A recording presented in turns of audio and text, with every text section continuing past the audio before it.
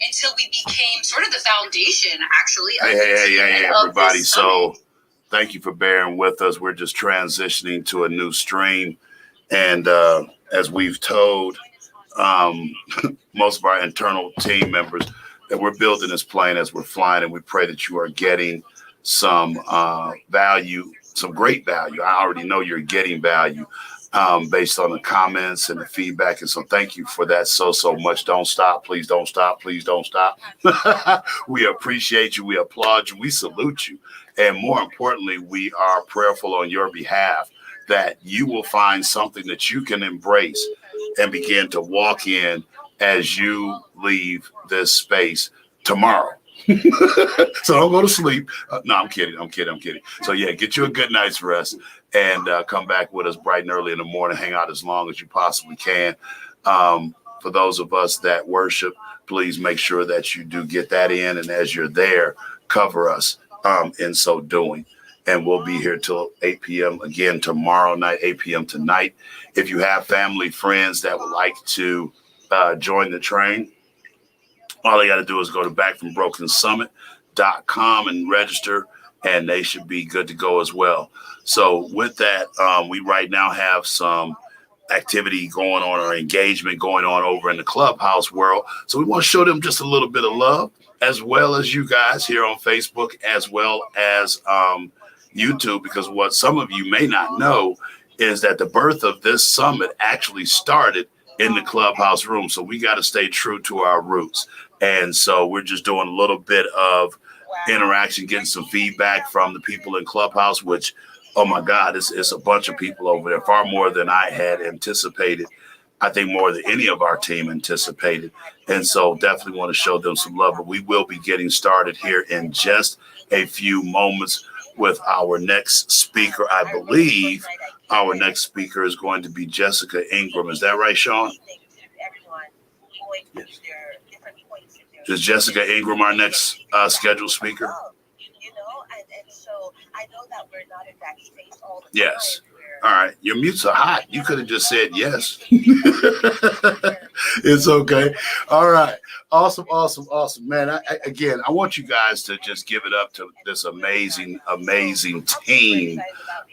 You have no idea the scrambling that's going on behind the scenes. And we are working through varying things that just typically happen when you're putting on a virtual conference. And so I just, again, want to applaud and salute them and ask that you do the same thing, because they are doing an awesome job. So we're going to be getting started here in just a few moments. So go grab your libation, maybe take a potty break, and then get ready to back with your pens, your paper, and with an open mind and open ears, because our next speaker has something special for you. Again, part of the diverse nature of this core of speakers is no two people are bringing the exact same thing. And that's the unique, wonderful creation that God has put forth, but we were able to curate as such as well, so that we can give you a wide spectrum of opportunities that you might be able to see the reflection of yourselves within. And so we are just so super glad. And they seem to be wrapping up over on Clubhouse. We need to get the new link. We had a little bit of a technical glitch, so we're trying to get the new link to our speakers and moderators so that they can be in place. And as soon as that takes place, we will be able to rock and roll up in here. So what we may want to do, Sean, while we're waiting, again, we got a little bit of flex time built into the schedule. What's going on with you, man, out there on the West Coast? Not a whole lot. I just was up early this morning and trying to make sure that we get this thing on point and try to, like you said, we're building it as we're flying. We're building the plane as we fly, baby. I think you need to get a T-shirt. Build it as you fly.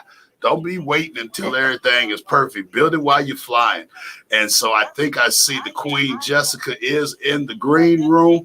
So we just probably need to communicate to the Clubhouse crew, because they are rolling over there, and let them know. So let me hit them in the back channel.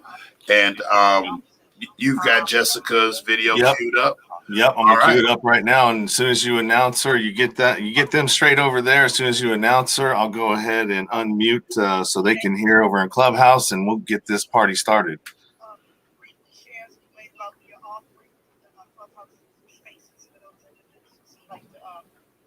All right, and then you got a little bit of a echo there from them.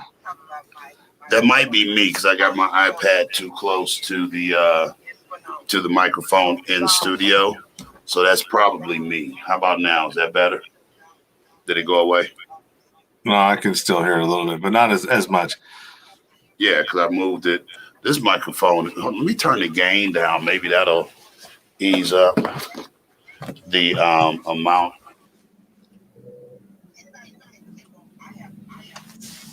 All right. They see me losing my pants on the live stream. I'm gonna go put a belt on in just a second. Because that just feels ridiculous. I don't know how these young kids do it, man. I'm like, so hanging in there. Jessica's in the green room sipping on some non-alcoholic libations and sipping on or grabbing a bite as we do in the green room here at the Black and Broken Studios. And so you guys get ready because we have a powerful queen that is coming before you next. And she is she's new to the nation, but she's not new to this journey. And when she came into the room, we were just like, excuse me, you need to be on the summit. And she's just getting gooder and gooder every single time we see her and encounter her. And so brace yourselves because it's going to be a little something different. Again, we promise you diversity, and here it comes. So they wrap it up over in Clubhouse, Sean.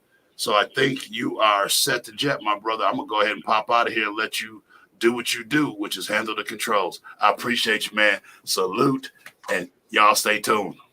Awesome, brother. Well, here we go.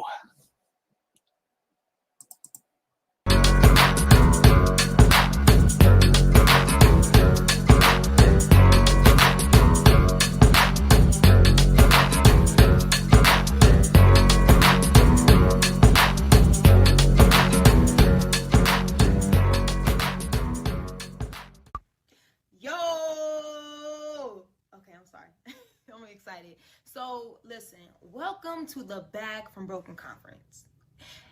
And so today I will be talking about overcoming soul trauma. Now, I know you guys are thinking like, what is soul trauma, right? You take soul and trauma and just put this word together. Like, I love that word. So let's first start with what is a soul? The soul is the mind and emotions. And trauma is simply just any distressing or disturbing experience that a person has gone through, right? My name is Jessica Ingram, and I am a writer, a humanitarian, a mental and health advocate, a foster care advocate, and a business owner, among other different things. So listen, I want to ask you guys a question.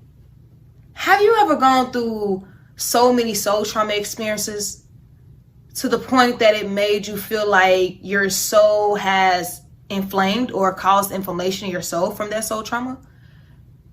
To the point that it made you feel as if that you weren't an overcomer? I know exactly what that feels like. So for me, growing up, I got taken away from my parents at the age of 6 years old, right? And inside of that home, I began to go through a lot of different things.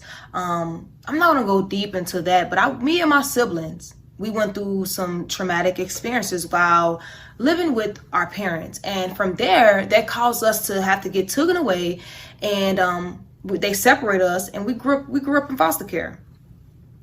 And so while I was growing up in foster care, I also went through a lot of different traumatic experiences. Some of those experiences resulted in me going through molestation and different things like that. Some of them I went through in the foster care system some of them was starvation. And so as I went through the foster care system, I ended up being emancipated. Actually, I ended up aging out of the system. And as I aged out of the system, that caused me to have to go through homelessness. Now, the reason why it caused me to have to go through homelessness, because I was the type of young person, while going through the foster care system, I ended up running away while I was in the foster care system. And I just didn't want to listen to like the different foster homes or the different foster parents that I had. And even when I went to group homes, I didn't want to listen to them. And so they labeled me as the bad kid. And so they kept me till I was 21. And so by the time I was 21, I aged out. They set me in an apartment by myself, and they didn't give me any real life skills to know how to take care of myself, to know how to budget, to know how to pay bills and different things like that. And so I went wild. And from a result of that, I ended up going through homelessness. And so through those 7 years of homelessness, I never really laid down on different streets and stuff like that. A lot of my homelessness was me living with complete strangers. Thank God that he kept me, because I lived with strangers. I woke up, people touching on me. I've been with some people that were really okay to me that were strangers. And so I went through that for 7 whole years, and I went through a lot of trauma out there in the street lifestyle. I went through a lot of trauma living from house to house with different people, okay? And very rarely was I stable. And so by the time I came out of those 7 years of homelessness, it was 2017. And before I came out, I radically got saved and gave my life unto God in 2016. And in 2017, I came out of that 7 years of homelessness. But when I came out of those 7 years of homelessness, I started to get sick. And I started to go through chronic illness. And that is what made me feel that I was not a overcomer, because even though I came out of that situation, all of those soul trauma experiences in the 7 years of homelessness, and I ended up with my own apartment, but yet my body was saying different. Now, let me tell you guys something. I need you guys to know and understand that you're already an overcomer once you made it out that situation. Once you made it out, all of those soul trauma experiences, you're an overcomer. And so I had to tell myself that even though I made it through out the street lifestyle, out of 7 years of homelessness, out of the foster care system, out of all those different things, and I ended up in my own apartment, and I ended up getting sick, I had to tell myself, like, I'm an overcomer. And what did I have to use that with? So I first had to use changing my perspective. I had to change my perspective, right? And, well, really, I had to change my perspective. I had to speak life, and I had to use repetition. But first, we're going to start with changing your perspective. And I'm sorry about that. So changing your perspective. Changing your perspective is changing your mindset. What is perspective? Perspective is the way that you view things, your point of view, your mindset. Now, my pastor, Prophet John Veal, he always will say this: an idle mind is the devil's playground. And so you have to not allow the enemy to run rapid in your mind. And that's exactly what I heard the enemy telling me. He was the one that told me, like, you're not an overcomer. Look at you. You made it through all those things. You made it through 7 years of homelessness now, but yet your body is getting sick. But yet all type of inflammation is in your body. And so I had to begin to change my perspective and change the way that I look at life. Now, here's the thing. Most times our perspective, our viewpoints, our point of view in life is created from our subconscious. It is shaped by what we've been through in life. It is shaped by the way that we were raised, right? So you have the conscious and you have the subconscious. Our subconscious is where our memories, our data, and experiences, all these different things in our point of views that is where it is stored as. So I like to think of, and I love this because someone told me this, like this viewpoints. And once they told me this, I started to study on it really, really deeper. So I like to compare our mind and think of our mind as a computer. Now, we know that a computer, it can have so much data in it. It can have different things in it, right? And a lot of times, in order for us to get all that old data out, if we want to reset the computer, if we want to get all that old data out, we reset that computer, right? And we restart it, and it wipes everything out of it, and then we can put other good data in there. And so that's what I like to think of the brain as, the subconscious as, which is our perspective, which is our viewpoint, which those are the things that shapes it. we have to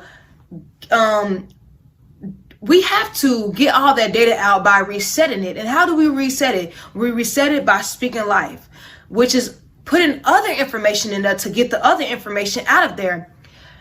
When you speak life, you have to do this. So say, for example, like I said, I was going through sickness and I heard the enemy telling me like, you're not an overcomer and look at you. You made it through all of that, but yet you're getting sick. And you know what? I had to begin to use the word. I had to begin to say, I can do all things through Christ that strengthens me. I had to begin to say that I am healed. I am healed. I am healed. I am healed. And here's the thing. One way you can the third step I can say, one way you can do that is with using repetition. That is the third step to the 3 points I want to make, which is changing your perspective, speaking life, and using repetition. So when you speak life, you do that over and over again, which is a repetition. So I even spoke life out my mouth, but this is another way you can do it. You can write those things. So I will use that and I will write, I am healed over and over 100 times, 200 times, 300 times, 400 times. And let me tell you what it does. Eventually, your brain begins to believe that. You begin to believe that. It begins to be stored in the subconscious of your mind. And like, remember when I said that basically our subconscious is where all of the memories, it's where our perspective comes from. It is where all the data and experiences and viewpoint, all these different things is at. So as you're constantly saying, I am healed, I am healed, I am healed, I am healed, what happens is your soul begins to line up with your spirit. And then all that begins to line up with your body, because it is now stored in the subconscious of your mind as a memory. And so now you're going to constantly say, I am healed. You can even say, by Jesus' stripes, I have been healed, because that's what the word says. See, the word of God is quick, is powerful, is sharper than any two-edged sword. So therefore, you can speak those things that be not as though they were already. You get what I'm saying? I know y'all following me. So I had to begin to say and tell myself, by changing my perspective, speaking life, and using repetition, okay? And that is what I want you guys to do. You have to change your perspective. Even if a lot of times it may not look like you have not overcame, you have to tell yourself you are an overcomer already. Like I said, I had already made it out of all those things. So I was an overcomer when I made it out. When I made it out of all of that soul trauma. See, the word of God, it tells us that we must speak life. Death and life is in the power of your tongue, and they that love it shall eat the fruit thereof. So that means that you should have whatever you say out of your mouth. And so that's pretty much everything that I want to say. I want to let you guys know that you guys are overcomer. You are soul trauma overcomers, and you need to tell yourself that you are a soul trauma overcomer by first changing your perspective, speaking life, and using repetition. Now, if you guys would love to hear more of this and you want to stay in contact with me, you can follow me on all my social medias. My first social media is you can follow me on Instagram. Keep in contact with me on Instagram, which is Just So Real. JESSSOREAL. That's my Instagram. Now, you can follow me on Clubhouse. My Clubhouse is simply just Jessica Ingram. JESSICAINGRAM. And then my @ because they have this little @ at Millennial Coach. Yes, I'm a coach, millennial coach. I'm a millennial myself, and that's most of my audience. So I'm sure you guys know how to spell millennial, but I'll spell it for you. Millennial Coach is MILLENNIAL Coach, COACH. I spelled it right, didn't I? So you can follow me on that Instagram and Clubhouse. And guess what? I have a surprise for you guys. As well as you can do this. The first 3 people who follow me and inbox me and remind me and say, I was at the summit. Guess what the gift will be? You guys will be the first 3 people to get my book that comes out September 30th, 2021. You guys will be the first to get my book as a gift when it comes out. I'll give you my book as a gift, yes. My book, it talks about everything else that I did not mention here. It actually goes into deep detail. So make sure you inbox me and let me know. Hey, Jessica. Hey, Jess So Real. Hey, Jessica Ingram. Whichever one you want to call me. And remind me that you were the one that was at the Back from Broken conference. And guess what? I'll get you that book. And I pray that you guys enjoy it. So thank you guys so much for listening to me.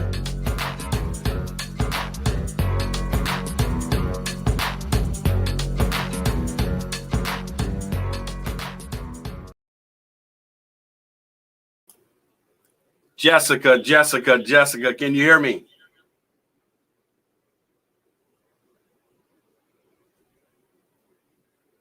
I am Jessica. so sorry.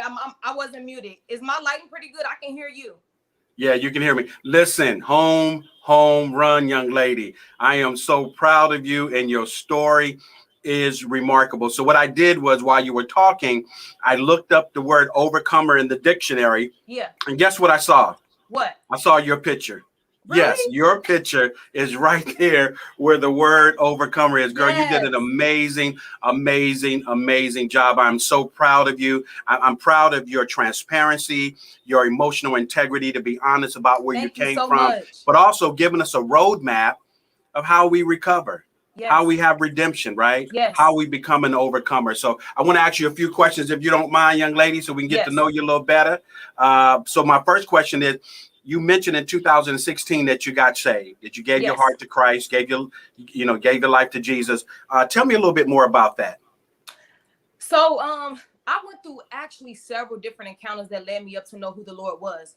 But this one specific encounter that I went through was a supernatural encounter.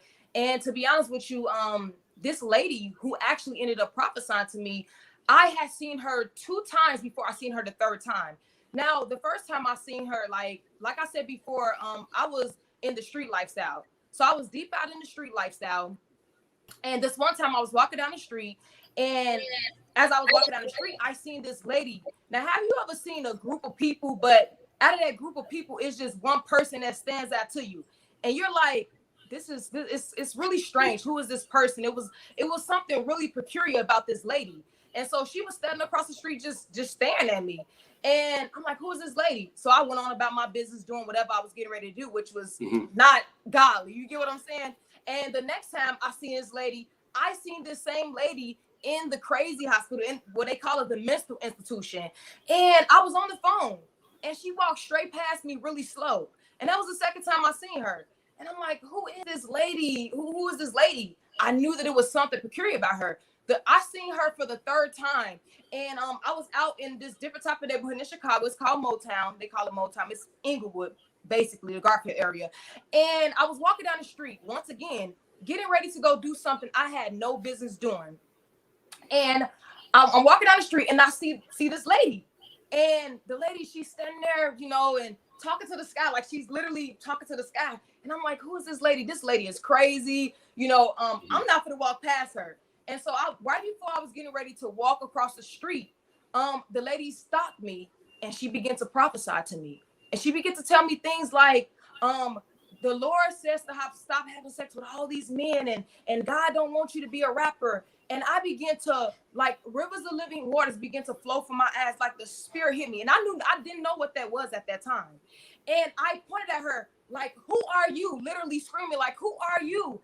And in that moment, she kept prophesying to me, telling me all these different things. I'm sorry. She begins to tell me all these other different things, like, God don't want you to be a rapper, and you're going to go through something that's going to make you want to change your life. She actually began to say, like, a girl is going to try to shoot you, and a dude is going to try to give you HIV. But because God loves you, he's going to stop that from happening to you. And in that moment, and she also said that, and she said that God don't want you to be a rapper, because here's the thing. I never told nobody that I wanted to be a rapper. I never told nobody that I wanted to go to Hollywood and I wanted to be famous. That was something that was just on the inside of me, because I was so deep out there in the street lifestyle, and I wanted out of the street lifestyle, but I had no idea how to get out of it. And she said, when she said that, I literally walked the other way and I ran crying. And I knew in that moment that Jesus was real. I knew in that moment that the Holy Ghost was real. I just didn't know what to call it. Do you get what I'm saying? And, to be honest with you, after that, all those things that lady told me, it began to happen. That dude that was going to try to give me HIV, he blurted out and told me he had HIV. The girl who was going to try to shoot me, she commented on my Instagram and said, when I catch you, I'm going to kill you. And I told her, I said, you know, I said, well, that's pretty dumb for you to comment on my Instagram and tell me you're going to kill me. Because now if you kill me, everybody going to know. And the dude, I just was looking at it in shock because first of all, to be honest with you, the dude that was trying to have sex with me, he was living. I'm sorry, can you guys hear me? Because it seemed like we're going in and out. Okay. So the dude that was going to try to give me HIV, he was living a homosexual lifestyle. And so there's no way in my right mind that I would, you know, that I would have slept with him. But back then I used to, you know, pop a lot of XC pills. I used to get high off weed and drink a lot and party. And so who doesn't know if I probably would have, you know, been high off XC pills or drunk and I would have slept with him, right? So God knew. And that was actually one of the many encounters that I had that led me up to know the Lord. You know, after that, the rest of the things came to pass. I went to prison, and that made me want to change my life. Even though after I got out, I still was in a street lifestyle. But let me tell you something. I didn't go back deep into the street lifestyle, and I began to even go through a lot of more supernatural encounters, visions, dreams that started to come to pass. And, you know, and that's what led me up to me to get saved. You know, I'll probably be sitting here all day if I tell you all of it. You get what I'm saying? It's a lot. But that was just some of the encounters that, you know, begin to let me know, like, you know what? God is real. But not only God is real, that Jesus Christ, my Lord and Savior, he is real. And so, yeah, that's the beginning of it. Some of the beginning. Amen. What a testimony. What a story. What a story. Now, listen, here's what I'm interested in knowing. You mentioned a book. Yes. And I'm a book author myself. So I need to know the title of that book and tell me just a little bit about what that book is about. Awesome. So the name of my book is called I'm Not Crazy, I'm Called. And pretty much the book, you can read it from different perspectives. So, but the first two you can read it from is like spiritual, like the supernatural. I talk about the supernatural and how pretty much I came to the Lord. And it talks about my story, just like what I talked about, some of it today, a little summary, like me growing up in foster care, me getting took away from my parents, me going through the foster care system, like me going through the street lifestyle. I talk about a lot of different moments, but even as I talk about my life, those same moments are me literally going through the supernatural. So I really found out that I was not crazy, that I was called, that I was actually prophetic, you know, and that the dreams that I was having and they started to come to pass, that I was not crazy. You see, I didn't understand who I was until I came to the Lord. And then I started to, you know, I met Apostle John Eckhart. That was my pastor before my pastor I have now, which is Prophet John Veal. And I'm like, wow, when I came to the prophetic in the deliverance church, I found out like, actually, I'm not crazy. I'm actually called. And to be honest with you, it also talks about, this is a third perspective because I just thought of it. It talks about mental problems. You know, I hate the word illness. There's nothing ill about me, you know. I just believe that people can, you know, go through different mental health issues. And like I said before, my pastor always says that an idle mind is a devil playground. A lot of times it could be a generational curse that is passed down through the bloodline, right? And, you know, we know that the enemy, he likes to fight all of us in the mind. Some people just go through deeper mental health issues on top of going through trauma. So that's the third perspective that my book comes from. So it is me just talking about my story in moments. The supernatural, that's the second. And just, you know, mental health issues, you know, that because all through those supernatural encounters, I actually, when most of those would happen, it looked like I was going through a mental health issue, but actually I probably was seeing angels, right? Or I probably was hearing a voice, and I found out that voice was God and that voice was the devil. And then I was hearing my own voice. So I found out that I was not crazy, I'm called. So the name of my book is called I'm Not Crazy, I'm Called. Well, listen, young lady, not only did we learn how you got saved, what happened with your experience with that, which is phenomenal. Now we know the name of your book and what the book curtails. Before we leave here, I've got to know, because I know you're in demand. What's your next big event that you have going on that you want the Back from Broken Nation to find out, to know more about?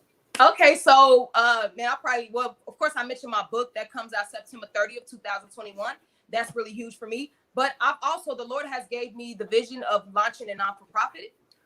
Basically two of them, which is in one. But the main one is called the Millennial Gen Z Explosion. And it is a move of God to the use of cultural arts. So, I'm from Chicago. I live in Chicago. And if no one has noticed, one thing because I'm a millennial and and the youth, the Gen Zs that's coming behind me, the enemy has been after us for so long. And if no one has noticed that the enemy has been killing us dead in the street, there's a lot of youth. My heart, it weeps for the youth. It weeps for my generation. And so the Lord gave me this vision to not only turn this into a non-for-profit, but it is going to be the next Azusa revival. It is going to be the next Welch of revival, but through cultural arts. See, a lot of people, they don't have the blueprint of how to reach my generation and how to reach the young people, the ones that's coming after me, and so the Lord gave me this. So it should be going on next year. I'm still waiting on the Lord, but people can follow me on my Instagram and just keep an update on everything. I'll be posting the flyers and different things like that once I get to go from the city, because everything has to go through the city. There's different steps and different things like that. But yes, this event is called the Millennial Gen Z Explosion. And like I said, it is a move of God through the use of cultural arts. So you could take the arts and a revival and bring together an explosion. And the Lord said that eventually, this is what's going to stop the wars, and it is going to go all around the world. And not only saving my generation, the millennials and the youth, but also you'll be seeing more mourning women, mothers, that have lost their children. They're crying, they're weeping, and something has to be done. We have to come together to stop this. And the Lord says that if my people, which are called by my name, should humble themselves and seek my face and turn from their wicked ways, and then we hear from Him. So this needs to happen. So that is the biggest, huge event that I have coming up. So what? I tell you what, Jessica Ingram, I am so proud of you, young lady. Thank you. I am super, super excited to have been able to interview you and to ask you these questions. You have an amazing story. You're an amazing woman. And I believe and I know that the best is yet to come for you. Yes. The quote is said that, some women see things as they are and say, why? Wow. You must now dream of things that never were and say, why not you, Jessica? Wow. Why not you? You are powerful, powerful, powerful. So guys, there you go. Jessica Ingram. We found out how she got saved. We know about her book and we know what her big event is. So we're all invited to that, her journey of coming, just coming out, just coming back from where she came from. And we love you. And we're looking forward to seeing more of you. So awesome, awesome, awesome. And you guys, man, what a phenomenal, phenomenal story from this young lady. So I'm going to turn it back over into the hands of Brother Sean. And we're going to keep this party going. See you. Thank you. See you guys.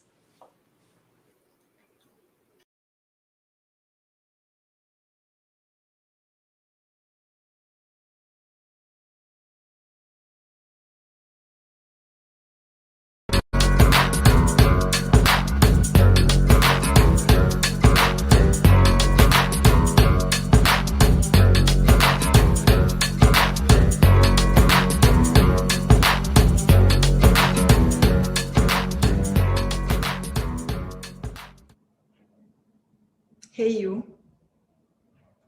Yes, you. You are amazing as you are.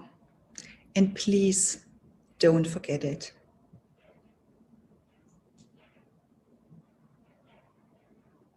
I know you may think now, Diana, you can say this easily. You are not in my shoes. And I agree, I'm not. And just because I stand here and plant some thought seeds, that doesn't mean I have no battle to carry. Maybe it's not as heavy as yours. Who can define it? Is it important? Important is you are here. By the way, why are you here? Why now? There's always a reason. Only you know it. Sometimes our pain pushes us, and sometimes our hope pulls us. Perhaps you have an urge to change. You only need a push, a message, a thought seed, maybe a cocktail of messages of several guest speakers. Be open and listen to what talks to you. And I'm convinced you get something out of this fantastic summit with at least one message which talks to you and helps you to make a difference in your life. Are you comfortable taking off your shoes, even socks? I invite you to do so. And let's rise and stand up. Ready? Good. So we are right now in our field, you know, where we stand. So not pretend, lift your legs and step out of this field. Yeah, so now we are next to us, and now let's shake off our body, swipe everything, what's gluing on us, what's heavy, and throw it away, far, far away. Stretch a little bit. Oh, that's good. Yes, and smile. Yes, you got this. You're good. So go back, step into your previous field. So this is a very short exercise, a powerful exercise. It's an excellent way in your daily life to shake your body. You can do this in the morning, during the day, even when you go before to bed, you know, like taking a shower and you wash it off. It will level up your energy level. So what I like to do, even with a great song, I love music and it gives me really a lot of energy and yeah, the vibe. This morning, for example, I was listening to ABBA, Happy New Year. I think the younger generation knows ABBA too. And Happy New Year, I know we have June, but who cares? This song is so full of joy and good vibes. As soon as I hear the first beats, then it's like my whole body reacts to it. It makes me so happy. I smile and my body moves automatically. And if I can, I dance. Yeah, it's just 2 or 3 minutes, you know, it makes a difference. You're away from everything and it puts you in a good space. Maybe this song doesn't talk to you at all. That's okay. Find your own song. And I'm sure you have your own songs. Just keep them close by on a standby level. So as we stand now evenly on both of your feet. Ground yourself. Feel the surface, if it's warm or cold, soft, hard, I don't know, just feel it.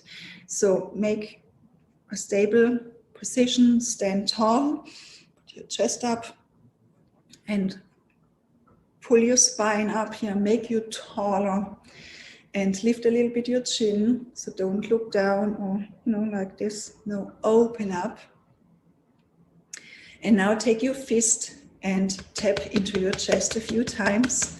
Don't be too soft. You can tap really good. Yeah, so there's the solar plexus and there's an energy point. When you're ready, stand straight and close your eyes and take 3 deep inhales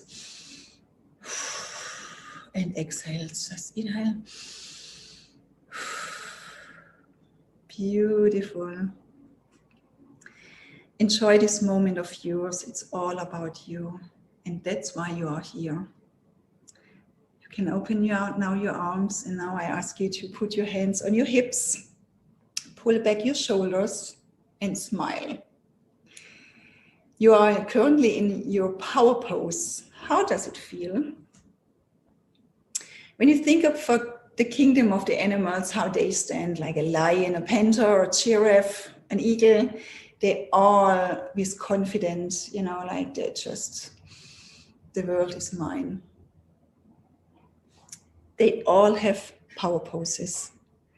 So you can practice in front of your mirror to gain a bit more confidence.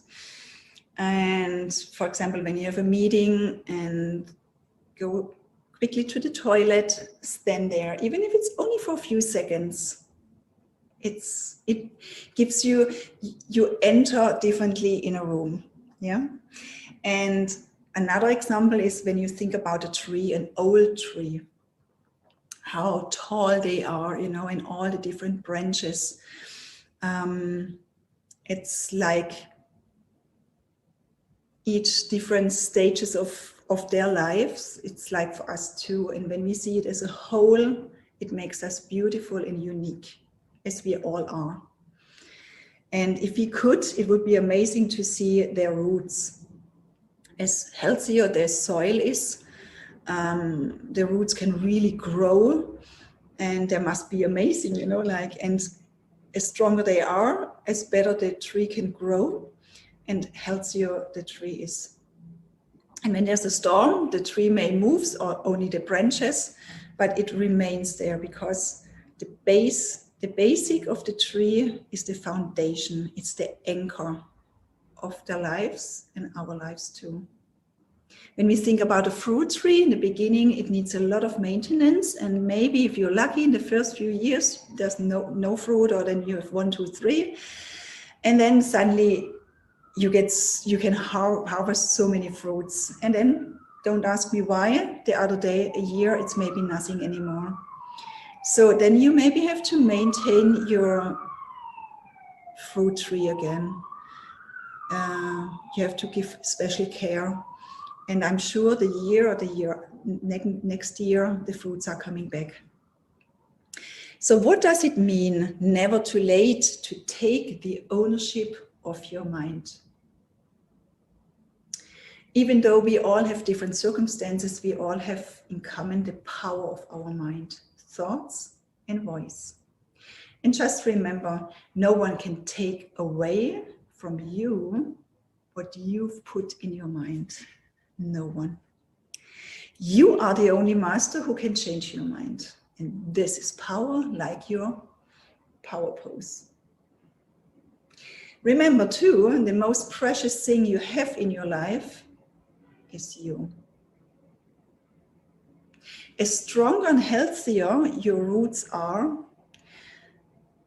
meaning caring about yourself in the best way you can, you will bloom. You grow even more beautiful. You will be an excellent value for others too. It is like taking self-maintenance very seriously. The better you care about yourself, the better you feel. And you deserve to be the best version of yourself, to feel fulfilled, loved, happy, energized, hopeful, and to have fun. So self-care has nothing to do with being selfish.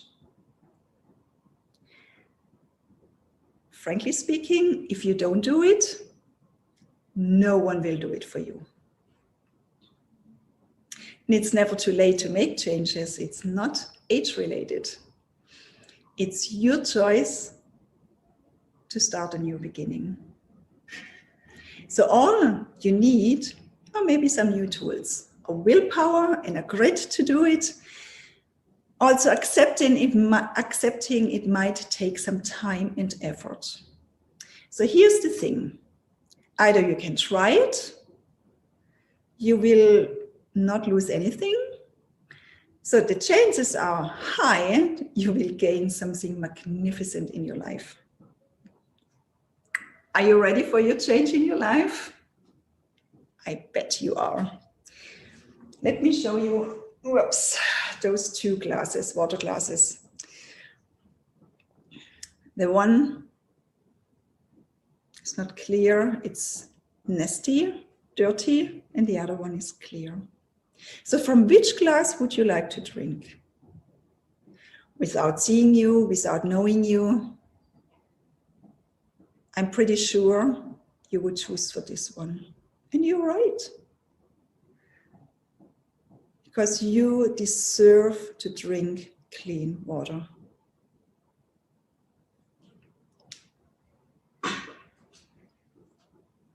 So that is the same as our mind. Our mind does what is familiar and what we are repeating, telling us. Our belief system grows from repeating messages in our mind. So we act what we are telling ourselves. If the messages are not clear enough or controversial, it will listen to the most accessible message, which comes from our head. So, matter of fact, we have two voices. We have the head voice and the heart voice. The heart voice is where we feel, where we have the emotions, and where's the love. When you are not aligned within yourself, the head voice gets really firm. It is like the pained, toxic messenger, in general, very demanding. It keeps us super busy, hundreds and thousands of messages per day. We got so used to it, we even don't recognize them anymore, except it drains us. It pulls out our energy, the self-confidence, the self-esteem, our belief system and self-love really suffers. We are wrapped in the victim mode. Even we dislike it, it gives us comfort. We are allowed to be there because that's the easiest way. So what I'm asking you now, listen carefully to what you hear. Maybe it's right now a bit overwhelming, too much. Pick whatever you hear and write them down. So you might hear, I can't. I'm afraid. No, I'm scared. I'm not good enough. I don't know. It's far too difficult. No one likes me. It's impossible for me to do this. No one loves me. I don't have the energy.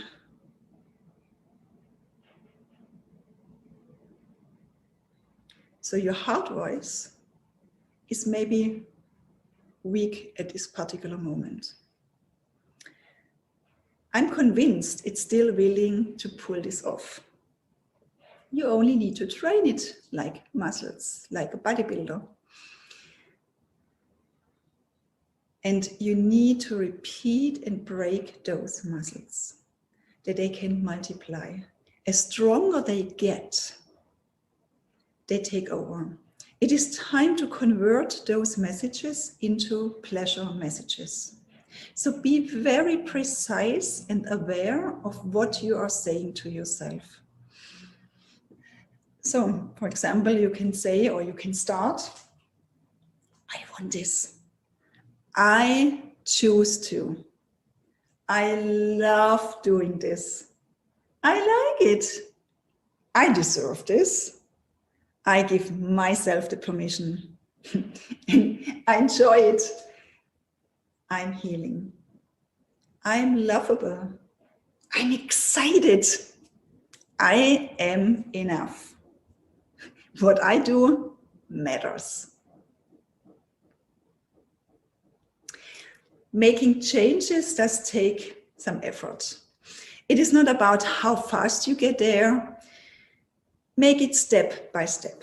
Be gentle with yourself. It's all about repetition, repetition, repetition, until it comes automatically and organically to you.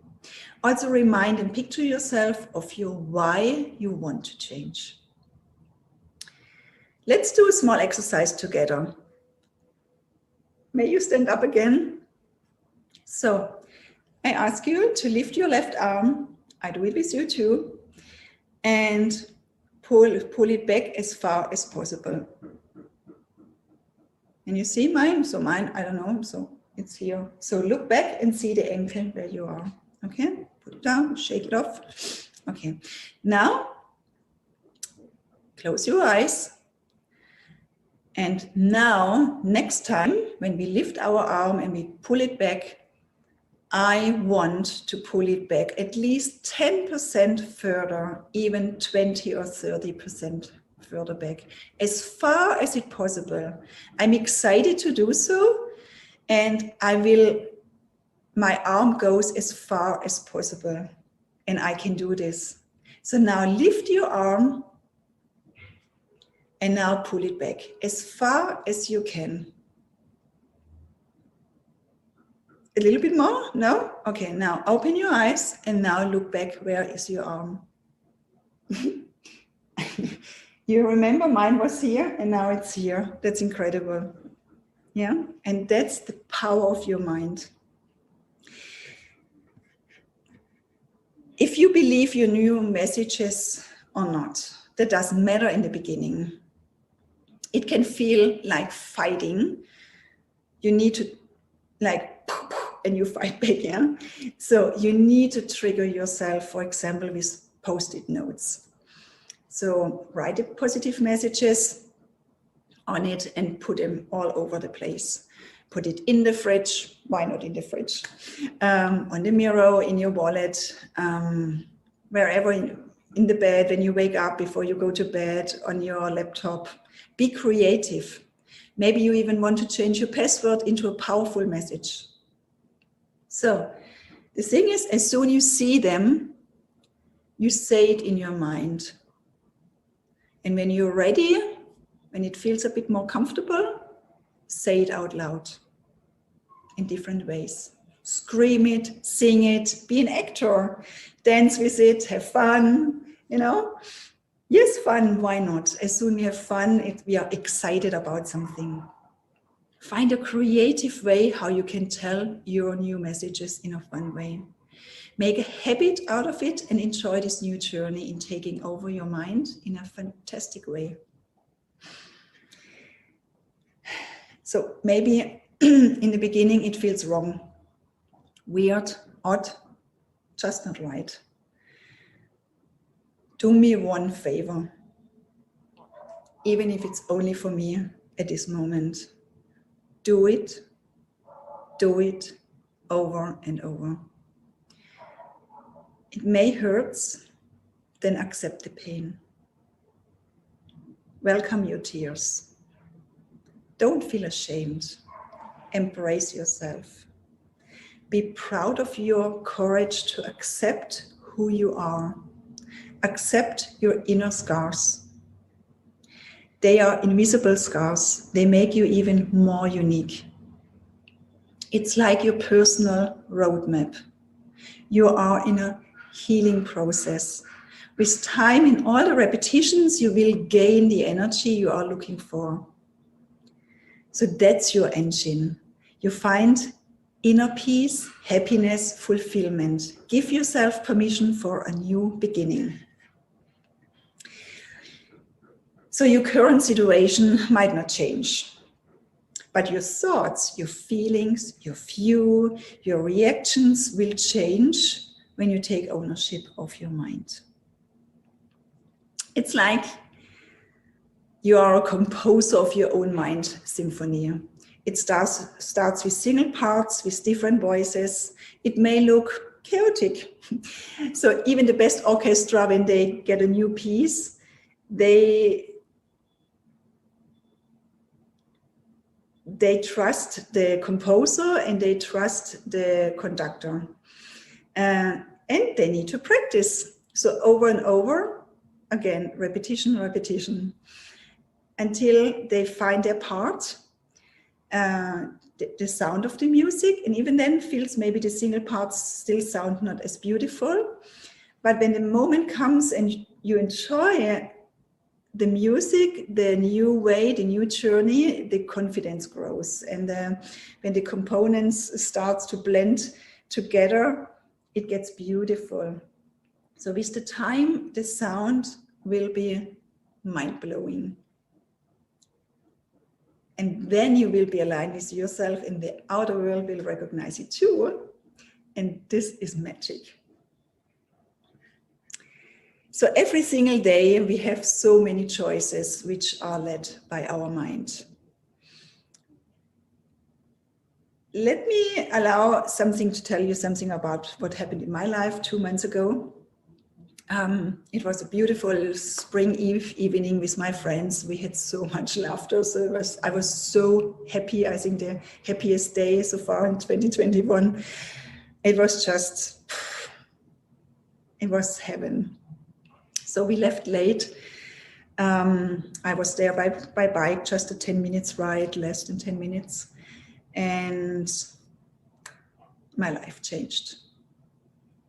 Don't ask me what happened because I have a blackout for 25 minutes. No idea what happened. It's a miracle I came home. That's something what I can say. I'm grateful my friend checked on me if I'm home. I only knew I'm bleeding out of the nose. I had no pain. My white jacket was full of blood. And I knew something is wrong. That's it. So when I saw me in the mirror, I saw everything was open.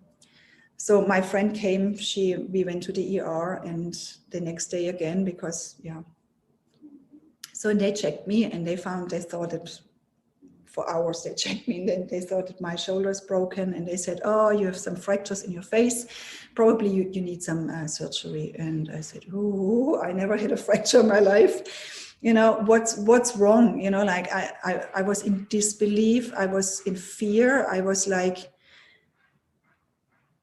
this is not going to happen with me now. This is not possible, you know, like, no. But it was. So a few days later, I learned from the surgeon that I need some plates in my face, and it's around an hour.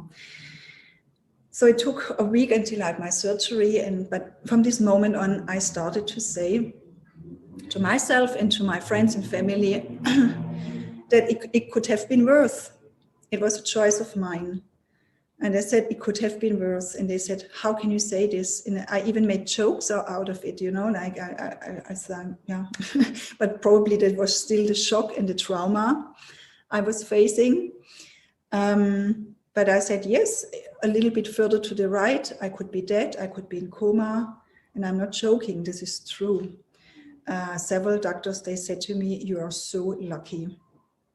I could be handicapped too. And then what I'm grateful for too is that my eyes are still functional, my brain is good.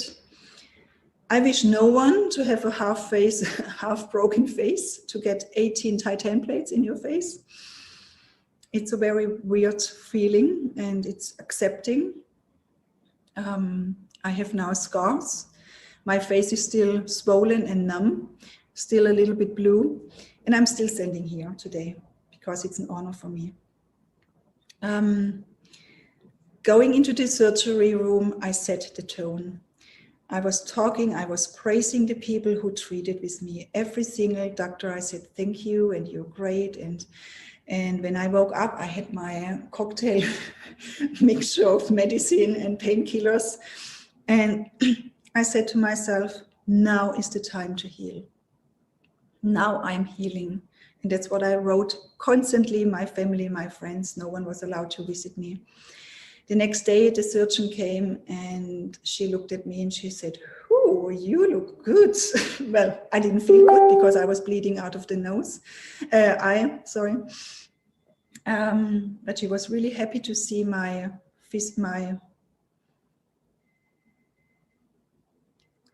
I crossed over strong, even I felt weak. And then a journey started. I'm still not healed. I still see a lot of doctors and needs treatments. I had to learn to have scars on my face, accept that my smile is not back, my shiny eyes are not there yet. There are scars, but not only outside, I have inside scars. Inside, it's my post-trauma is so heavy on me. I wasn't able to do anything for weeks. It's like someone takes over me and takes everything out of me. It's so weird, and you don't have to understand this, and it's even for me, it's very difficult. But I reached out for help, and I had to learn I need to heal from inside. And you cannot just close a door and say, okay, now we start a new beginning. I could pretend, but I'm sure the day comes and it will come back. And to embrace this too, to accept this and say, okay, this is now the new Diana. And yes, I went out for hours in my beautiful forest to calm my mind and to regain energy. I started exercising again, and it feels like almost I start from the beginning again. This is also very, very hard for me because I'm a sporty person, I'm a healthy person, in general, I have a positive mindset. But this medicine, this surgery, what this can change within you. Nevertheless, I'm here, and that's the most important. So what I wanted to tell you is, I could blame myself in this situation. I could say, gosh, why me? And why? Like there could be so many things I could say, but would it help me? So that's why we have every single day, we have a choice how we look at situations. So we have a choice of how we welcome a day as we are alive. We have a choice of taking everything for granted or being grateful. We have a choice to blame a situation or to accept it. Blaming yourself or others holds you only back. This is like your toxic voice. We have a choice to see something good in a situation. You can always find something good in any case. We have the choice to forgive others, most important to give ourselves, and that is maybe the hardest.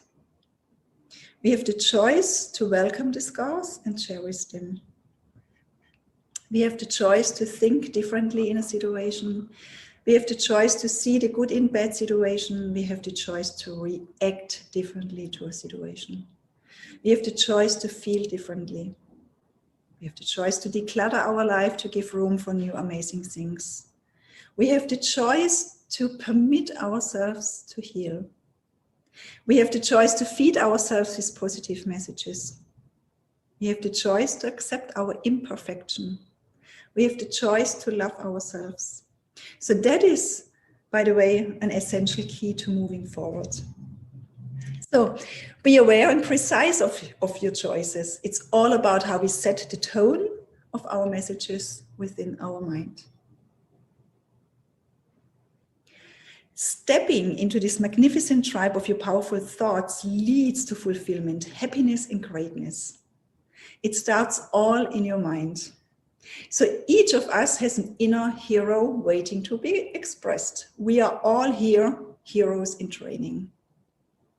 You can rewire your thoughts. So see it as a rebooting of yourself. So with time given, you will shine from inside out. You will be the positive change in your world. And I believe in you. Enjoy your new journey, enjoy your new beginning. And you got this.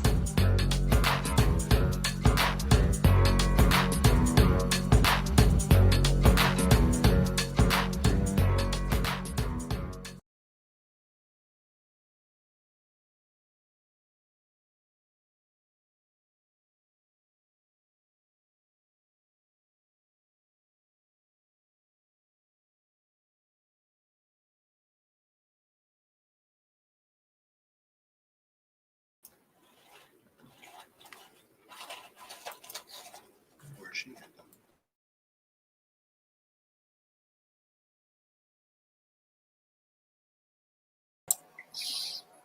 Gotta unmute your mic. There you go. Hey, wonderful. Thank you. Thank you, Sean. You're welcome.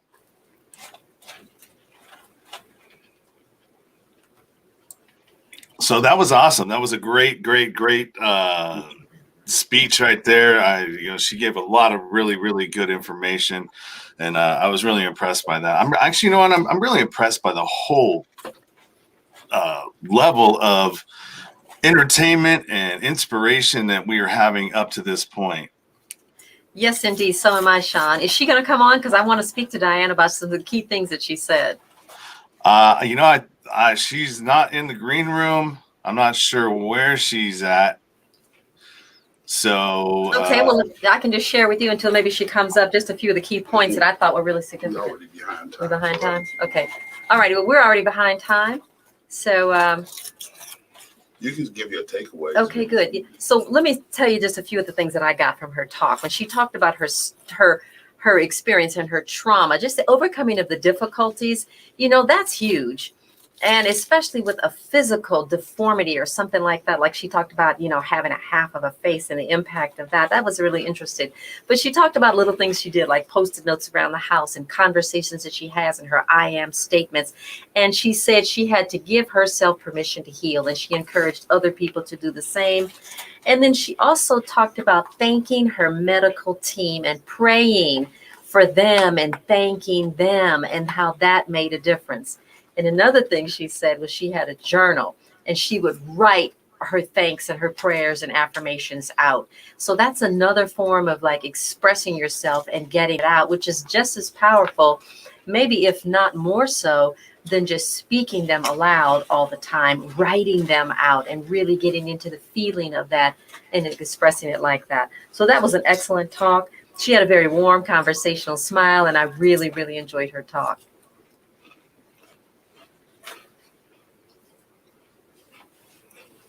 Yeah, sorry about that. I'm trying to do some research in the background if she got the right link, since we had to change everything up Yes. last minute. So she may not have gotten the link. And if that's the case, I apologize for that. Yep, even Grace. Grace said there were many nuggets and takeaways. Indeed, there were lots of them. Yeah, I hope everybody's enjoying this summit so far. Just a lot of good inspiration, like I said. The clubhouse room is definitely popping over there for sure. We got a lot of good interaction over there. At one point, between the two of these, the stream and the clubhouse room, there was about 55 to 60 people listening in. So that's terrific. That's terrific. Yeah, that's great. Well, we got a lot of substance, and we got many more speakers to come for the remainder of the day. And also tomorrow, we've got a beautiful lineup as well. So stay tuned, get you a bite, take your bio break, and come on back and tune in. And we've got some more speakers that are coming with mad substance. Next up is Chandra. All right. Next up is the amazing Chandra Nicorgo. So next up is the amazing Miss Sandra. Yeah, Chandra, we will pull that up right now. Are we good to go? Very good. And now for Chandra Gore.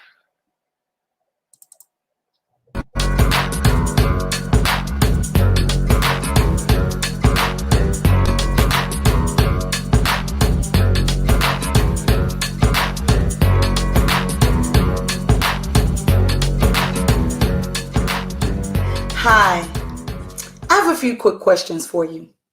Have you ever had a boxing match on a battlefield in your own mind? Have you ever scratched your head and said, "Who am I?" Listen, we've all had those moments sometime or another, right? Would you say? Have you ever thought about giving up right before you were supposed to manifest what God placed on the inside of you? Better yet, here's another rhetorical question. How do you define who you really are? Or how do you define the gift that's on the inside of you? Hi, my name is Chandra Nicole Gore, and I am a lens of faith. I am a motivational coach, speaker, and trainer with over 20 years of experience in this particular arena. Today, I want to talk about 3 points. So I hope you brought your pen and paper. These 3 points are concerning leadership strategy from a purpose point of view. Listen, all 3 of these specific points are very, very critical to you gaining ground as you become a servant leader on your road back from being broken. Most importantly, they will help you formulate your thoughts, feelings, and desires concerning your purpose-driven life.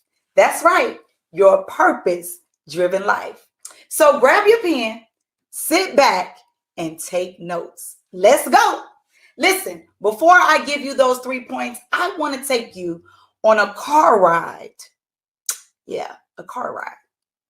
Virtual car ride, that is.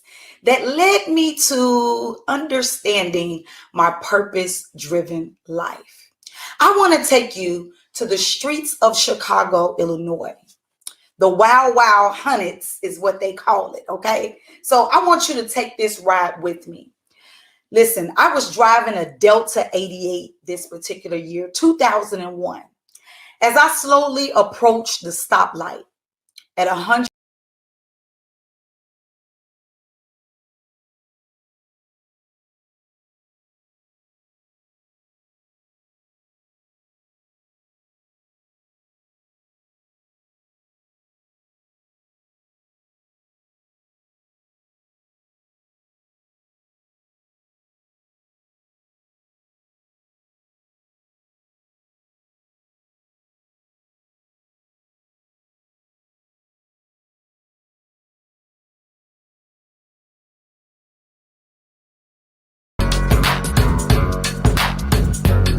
BKD.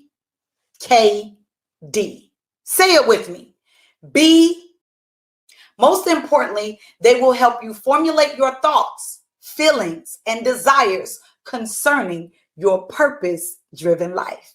That's right, your purpose-driven life. So grab your pen, sit back, and take notes. Let's go. Listen, before I give you those 3 points, I want to take you on a car ride. Yeah, a car ride. Virtual car ride, that is, that led me to understanding my purpose-driven life. I want to take you to the streets of Chicago, Illinois. The Wow Wow Hunnets is what they call it, okay? So I want you to take this ride with me. Listen, I was driving a Delta 88 this particular year, 2001, as I slowly approached the stoplight at 122nd and State Street. I glanced in my rearview mirror to see a car increasing in speed coming towards me. This car was driving fast. Looked like he was not going to stop. We were going southbound. There was only one other lane to my left, and that was the northbound lane going in the opposite direction. This car crossed into the northbound lane, came up on the side of me, and when he stopped, his back bumper was like parallel to my front fender on the driver's side. The person in the back seat of this car rolled down the window, leaned out, and pointed a gun straight at me. Pow! Pow, pow, pow, pow! 5 gunshots rang out at me. As I sat still as a board, holding the steering wheel, frozen in time, I was in a trance. I thought I was dead. This lady to my right ran off of her front porch, came over and started banging on my window. Nicole! Nicole! Nicole! It sounded like a deafening scream, a sound that I really don't even remember. As the car sped off in front of me, this lady was screaming at me because she thought I was dead. As I came to, I looked down on the floor to my right, and the person that was traveling with me, he was under the dashboard, scared for his life. I took a body check, checking all over me to see where I was hit, because I knew I was hit for sure. He shot right at me. As I came to, I mashed on my gas, and I tried to make a left turn only to discover that my tires were shot out. I stopped the car, I got out the car, and immediately started running for my life. I ran all the way home, which was about 2 blocks from where the shooting took place. Thank you, God, is what I said. Every time my feet hit the ground running home, I was like, thank you, God. Thank you, God. God saved me that day on purpose. He knew that I had yet to accomplish what he placed on the inside of me. So he spared my life. Who am I? How did all the bullets just miss me? What just happened? Those were the questions that I was saying to myself over and over and over and over again. Who am I? I'm going to give you 3 points today, but I want you to remember BKD. Say it with me. BKD. I want you to remember.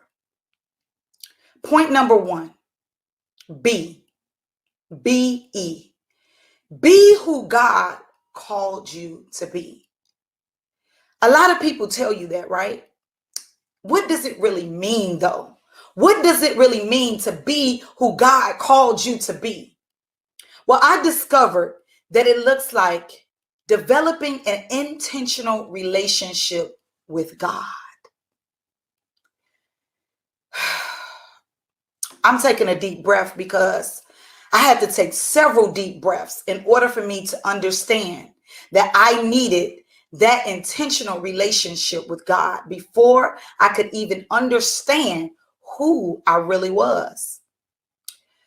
It took a lot out of me.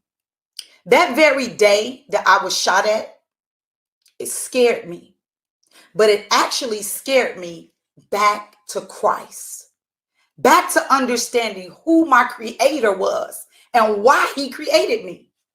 Matthew 6:33 reads, "But seek ye first the kingdom of God and his righteousness, and all things will be added unto you." That's a mighty word right there. The establishment of a fervent and effective relationship with God is very, very important, because you only gain the knowledge and understanding of who you are through that relationship, through spending quality time with God. You know how you spend quality time with your boo? I'm talking about spending quality time on your face, on your knees, in your word, keeping your ear to the word of God, understanding what the word is saying, attending Bible study, going to church, having your own prayer session in your prayer closet or in your bedroom, your bathroom, your wherever. Time spent with God.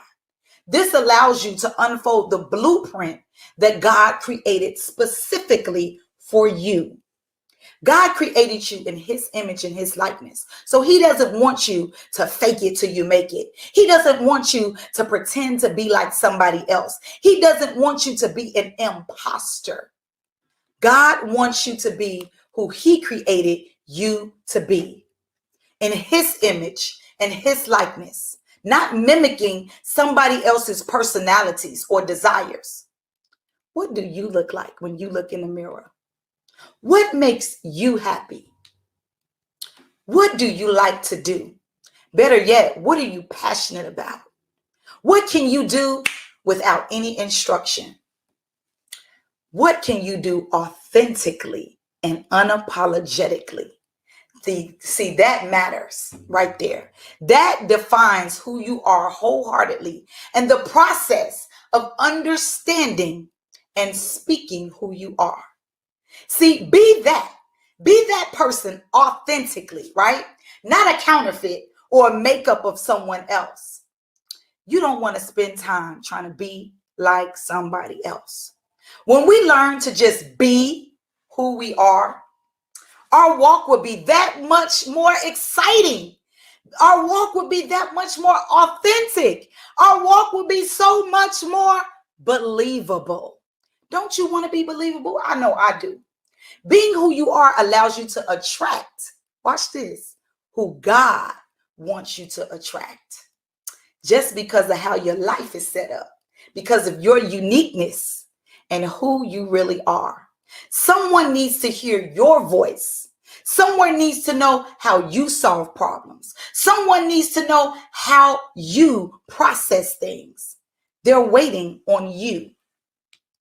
Some are waiting for me, but some are waiting for you. We all have our tribe, right? And that's only if you be who God has called you to be. So be who God has called you to be, not a counterfeit. Be who God has created you to be in his image and his likeness. Be that diamond in a rough, because somebody, I guaranteed you, is waiting on your story. Be that bold, brave, and beautiful person God created you to be. Be that soft-spoken, organized, task-driven person God created you to be. Be that CEO, Chief Executive Officer, chosen to execute the orders in this earth realm, as my sister Donna would say. Be that entrepreneur God created you to be, to hustle and make it. Be that boardroom certified, talented, tenacious supervisor God created you to be. Most importantly, walk the road back from being broken. so that you can be who God created you to be and attract those people that need to hear your testimony. It's all about your testimony when you show up who you authentically are. Your testimony will change the lives of others that are waiting to hear it just like you tell it. 1 Corinthians 7:17 says, each person should live as a believer in whatever situation the Lord has assigned them, just as God has called them. Point number 2, Proverbs 18:15 says, an intelligent heart acquires knowledge, and the ear of the wise seek knowledge. Don't you want to be a part of the wise? Don't you want to be a part of the wise? This is point number 2. Know. K-N-O-W. Know what you are talking about when you show up as who God created you to be. Listen, you've taken time out to discover who you really are. You want to encourage yourself by gaining the knowledge that you really need, the understanding of your skill set, so that you can clearly articulate to other people what you do and how you do it. You want to become the SME, the subject matter expert in your skill set, right? And that's by showing up in your authenticity. Come on now. See, the shooting produced proper perspective producing power, as my pastor Jomo would say. I'm going to say that again for the people in the back that couldn't really hear me. Those 6 P's. The pit produces proper perspective producing power. It gave me a new lens to look out and understand that God saved my life on purpose. How has God brought you into purpose? That's a question you must ask yourself.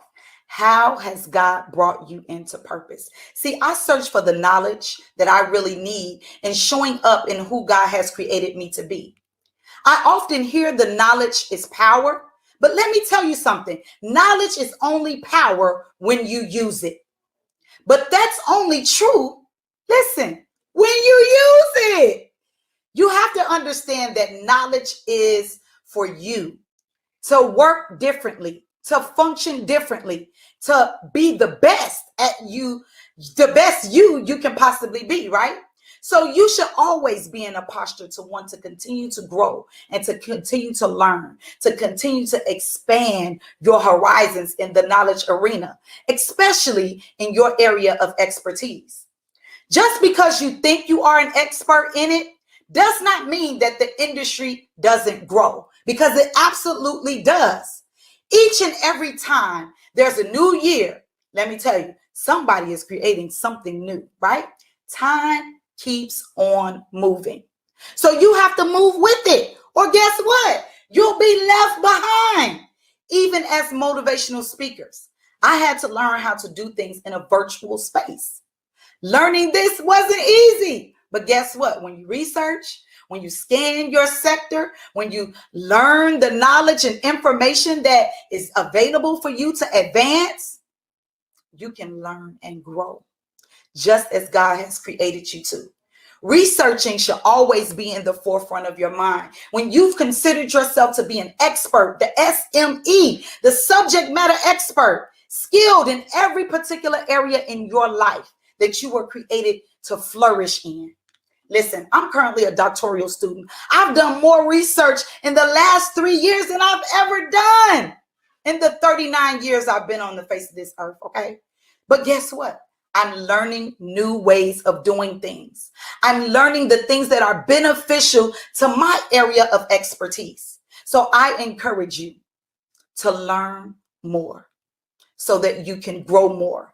Gaining knowledge should be a continuous, listen to me, a continuous effort, nonstop, through reading, through listening, and through watching demonstrations. Find out the best way that you learn. The way that I learn is through demonstrations, by the way. And that may not be the best way for you. So you have to find which way speaks to you the loudest so that you can grow in your learning experience. Listen, you always want to be in a posture to grow so that you can impact your audience now and forever. Knowing equals growing. Say it with me. Knowing equals growing. That's right. Proverbs 1:7 tells us the fear of the Lord is the beginning of knowledge. Fools despise knowledge. Okay? They also despise wisdom and instruction. I got to share this with you before I go any further. I was a fool once for following the wrong people, which led me to the very moment in my life that caused an awakening in my belly for me to really understand why I was placed in this earth realm. Every time I counted those gunshots, it brought me back into a different perspective. Lastly, point number 3, do. D-O. Colossians 3:23 and 24 tells us, whatever you do, work heartily as you do it unto the Lord, knowing that from the Lord you will receive the inheritance as your reward. You are serving the Lord Jesus Christ. Do. Another deep breath right there. See, I had to make some intentional decisions in my lifetime. Are you making intentional decisions over there? I had to do the work that was needed for me to walk in my calling. I had to make change after change after change, and I had to make some adjustments for the better because God's hand was upon me and purpose was on my life for sure. See, I had to do the work God instructed me to do because I didn't want God hunting me down, okay, or chasing me down, because he will chase you down. There is work that comes with every title, every position, every business, everything that God wants you to do. There is work attached to it. I had to develop through everything. I had to develop, grow and develop step by step by gaining knowledge and understanding. Now that I have that knowledge and understanding, it's time to execute. I'm going to say it again. It's time to execute and do. That means you got to get moving. That means you got to get your wheels turning. That means you got to get your butt up off that couch, out of that bed, and make a dent with your dash. That's right. That little line in between the day you were born and the day you expire. Yes, a dent with your dash. It's time for you to impact the lives of the people that God has caused you to impact. It's time for you to solve a problem, close the gap, teach, train, or motivate the people. Whatever it is for you to do, you must get moving now, right now. God saved my life actually 3 times. I've only told you about one instance, but he actually did it 3 times. I'm going to say for the Father, the Son, and the Holy Spirit, but that's just me. I had to get moving. See, the shooting was the very beginning of my birthing process to find out who I really was in the earth realm. When I was able to be, know, and do, God allowed me to birth my very gift of becoming a lens of faith as prophetess Chandra Nicole Gore. What task comes along with what you have been given to do in this earth realm? Are you being who God has called you to be? Do you know what all encompasses your job here in this earth realm? Your gift here in this earth realm? And do you know everything you're supposed to know about that job, that gift, that talent? Most importantly, are you doing it? I'm talking to you. Yes, you. You have to invest in yourself along the path of doing the thing that God has called of you to do. It means a lot to God. When you make what's important to God important to you, God will make what's important to you important to him. But you got to do it. Okay? Listen, even if you got to make a list, check it once, twice, 3 times, 4 times, however many times you need to check it. Make that list and check it so that you can stay focused on your purpose-driven life. Lastly, I want to tell you this. Faith without works is dead, as we all know. Think about being in a rowboat. You need 2 oars to go forward. You need 2 oars to go backwards. If you only have 1 oar, you'll be going around and around in a circle. Are you currently going around and around in a circle of life? Not really going anywhere, but just existing? Aren't you tired of that?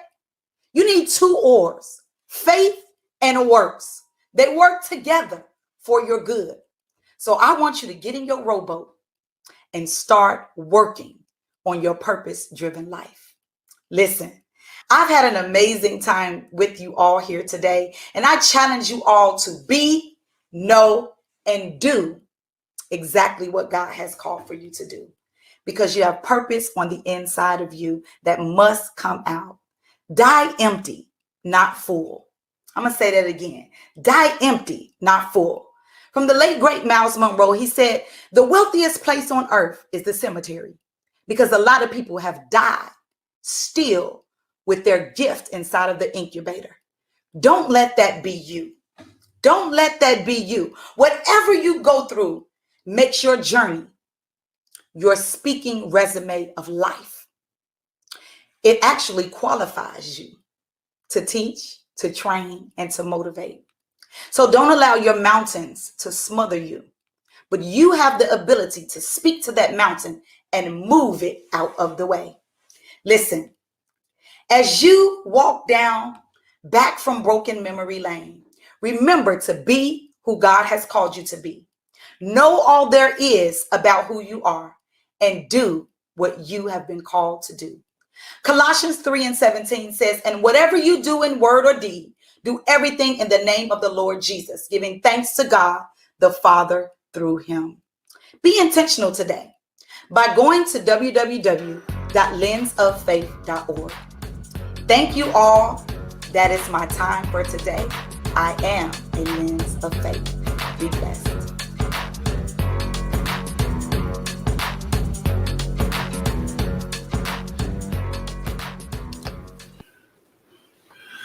Well. Looky. BKD was talking to me. Sister Queen Chandra Nicole Gore, you brought the heat and some with that one, sister. Wow.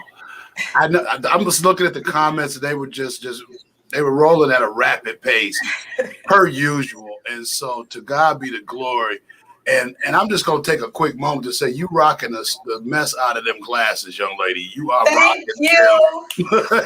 You are rocking them. And you rock the message. And I think it was so simple but powerful. Yeah. The things that you said, and the beautiful thing about being a talented speaker is being able to say the most effective things with the least amount of complexity. And when I was able to, as I was listening, because of course I edited the videos, so I had to listen to it last night, and then I just listened to it again and still got something else out of what you were saying. And so the one thing I want to start with is, when you recognize, or what was it about recognizing that you were set aside and spared that propels you today? Because you unpacked it a little bit, but I want some more mozzarella on that pizza. What was it about that moment? Listen, life is so precious, and each one of us has a mission here in this earth realm. And once we realize that we matter, us as the individual person, we matter, that helped me to keep going. Although things were coming up against me, I was facing giant after giant. It allowed me to keep going, knowing that there was purpose somewhere, but it took me a minute to figure it out. And that's okay. You know, as long as I gave every effort possible, that every time I got knocked down, I would get back up. Mm-hmm.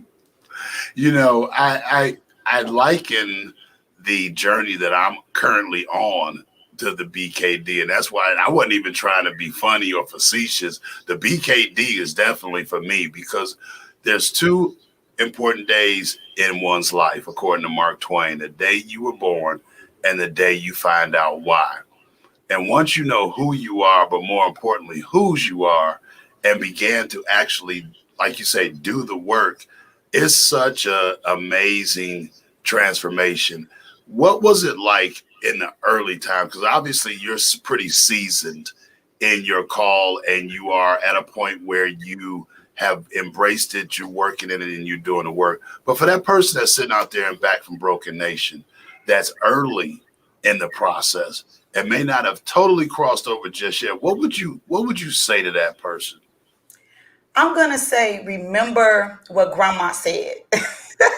I'm going to say, remember what the mothers of the church told you. Don't do that, baby, because I had to go back there. I lost my father when I was 13 years old, and I had no reason to be in the streets while my father was alive because I lived a good life as a child, right?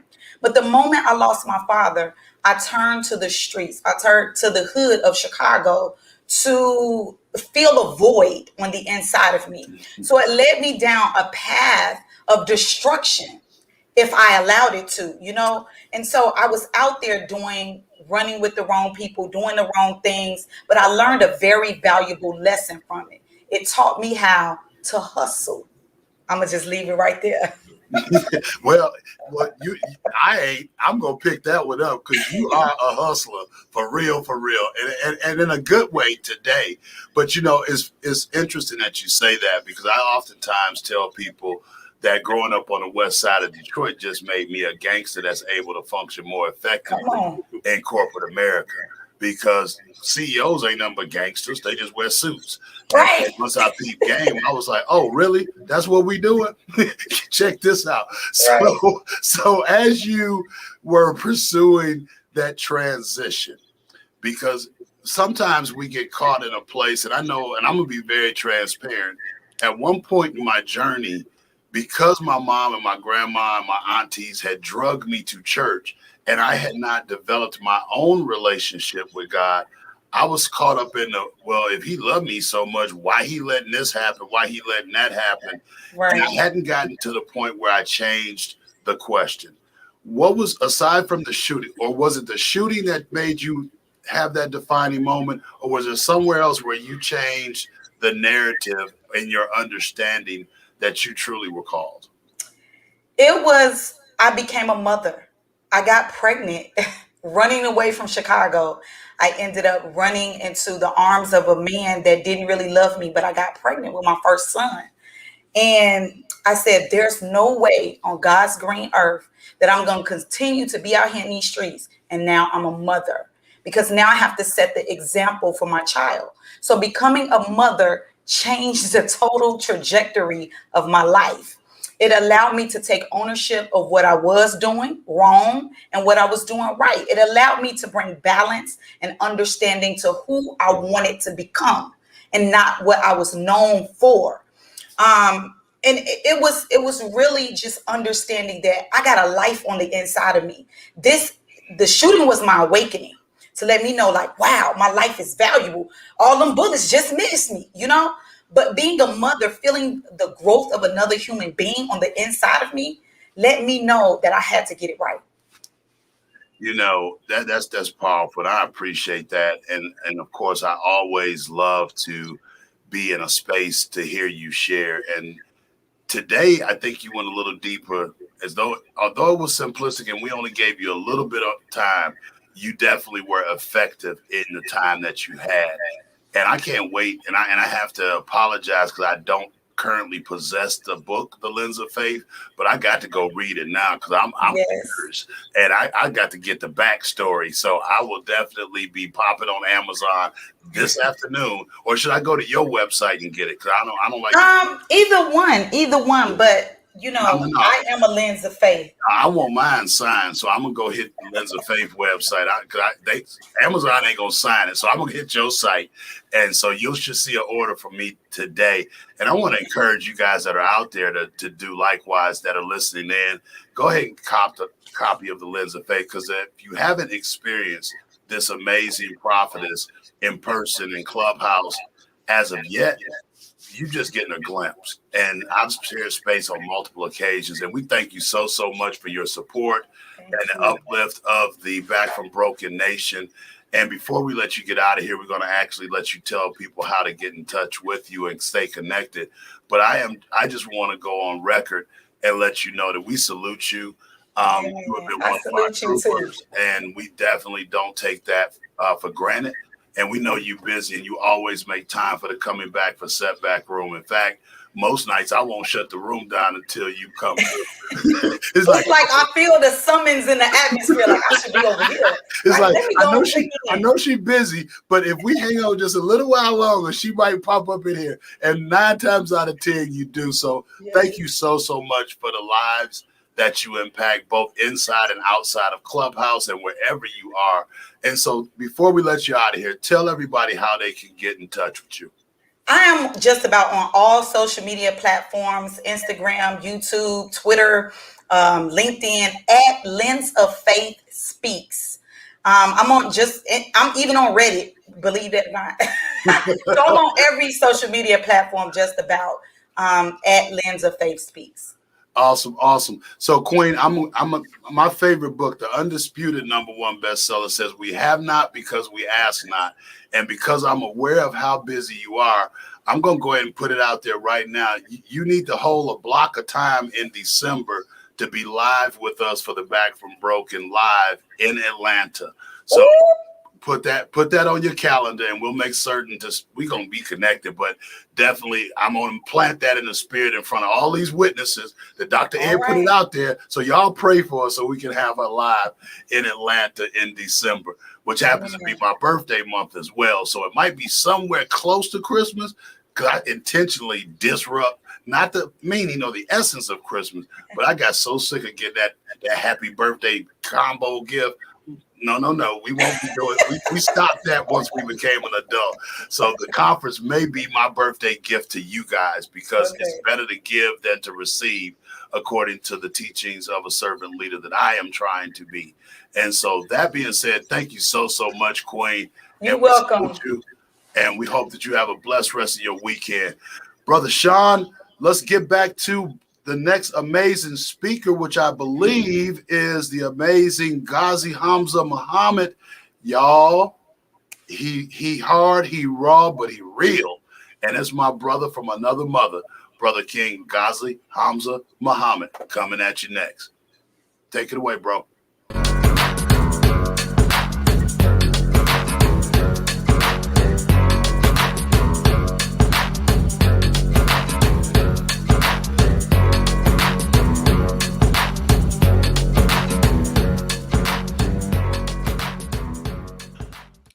Greetings.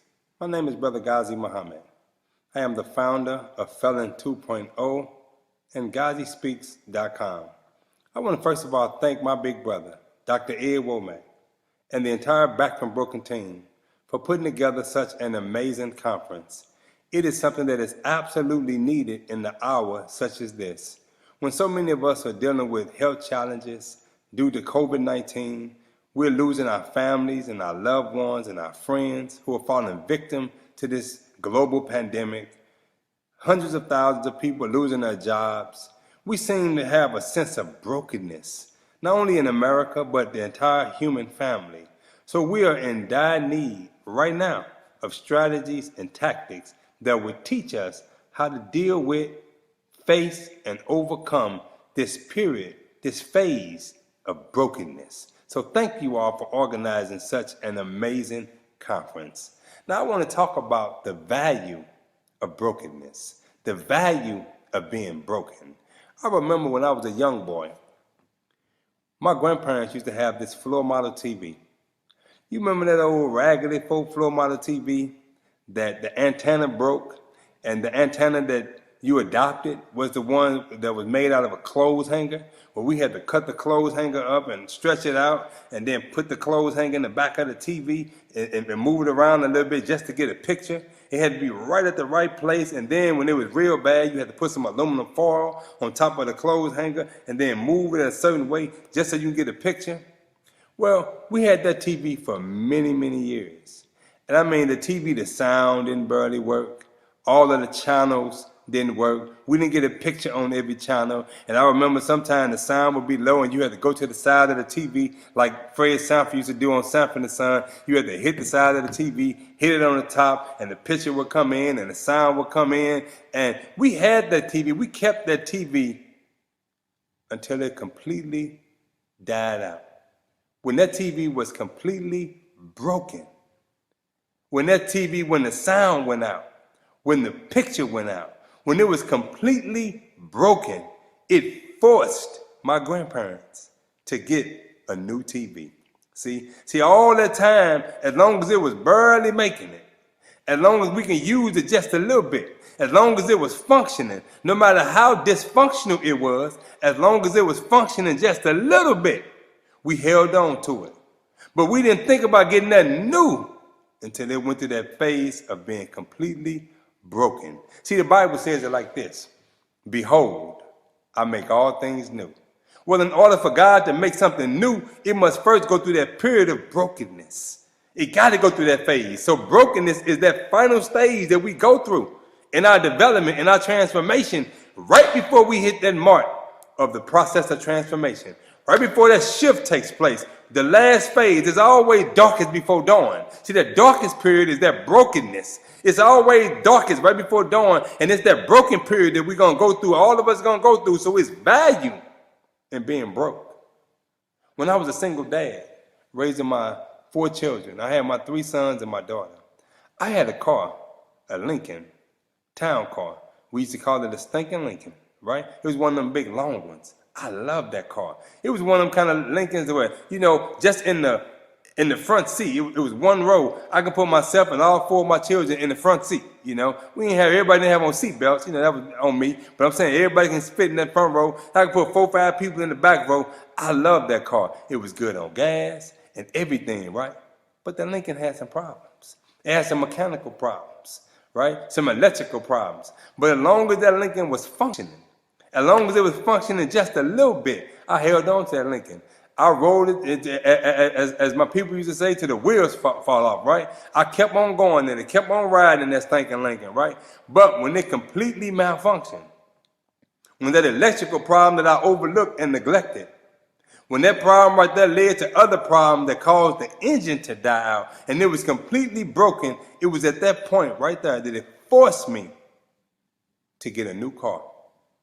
So what's my point with saying this? See, a period of brokenness is a blessing because that period right there forces us to get something new. It forces us to look for something new. How many times you been in a relationship that was dysfunctional, was all get out? Arguments, sometimes fights, disagreements. You sleeping in one room, they sleeping in the other room. You ain't getting your dinner, bills not being paid. We staying out all night just to stay away from that person. I mean, the relationship is just straight up dysfunctional. But when it's functioning just a little bit, we want to hold on to it.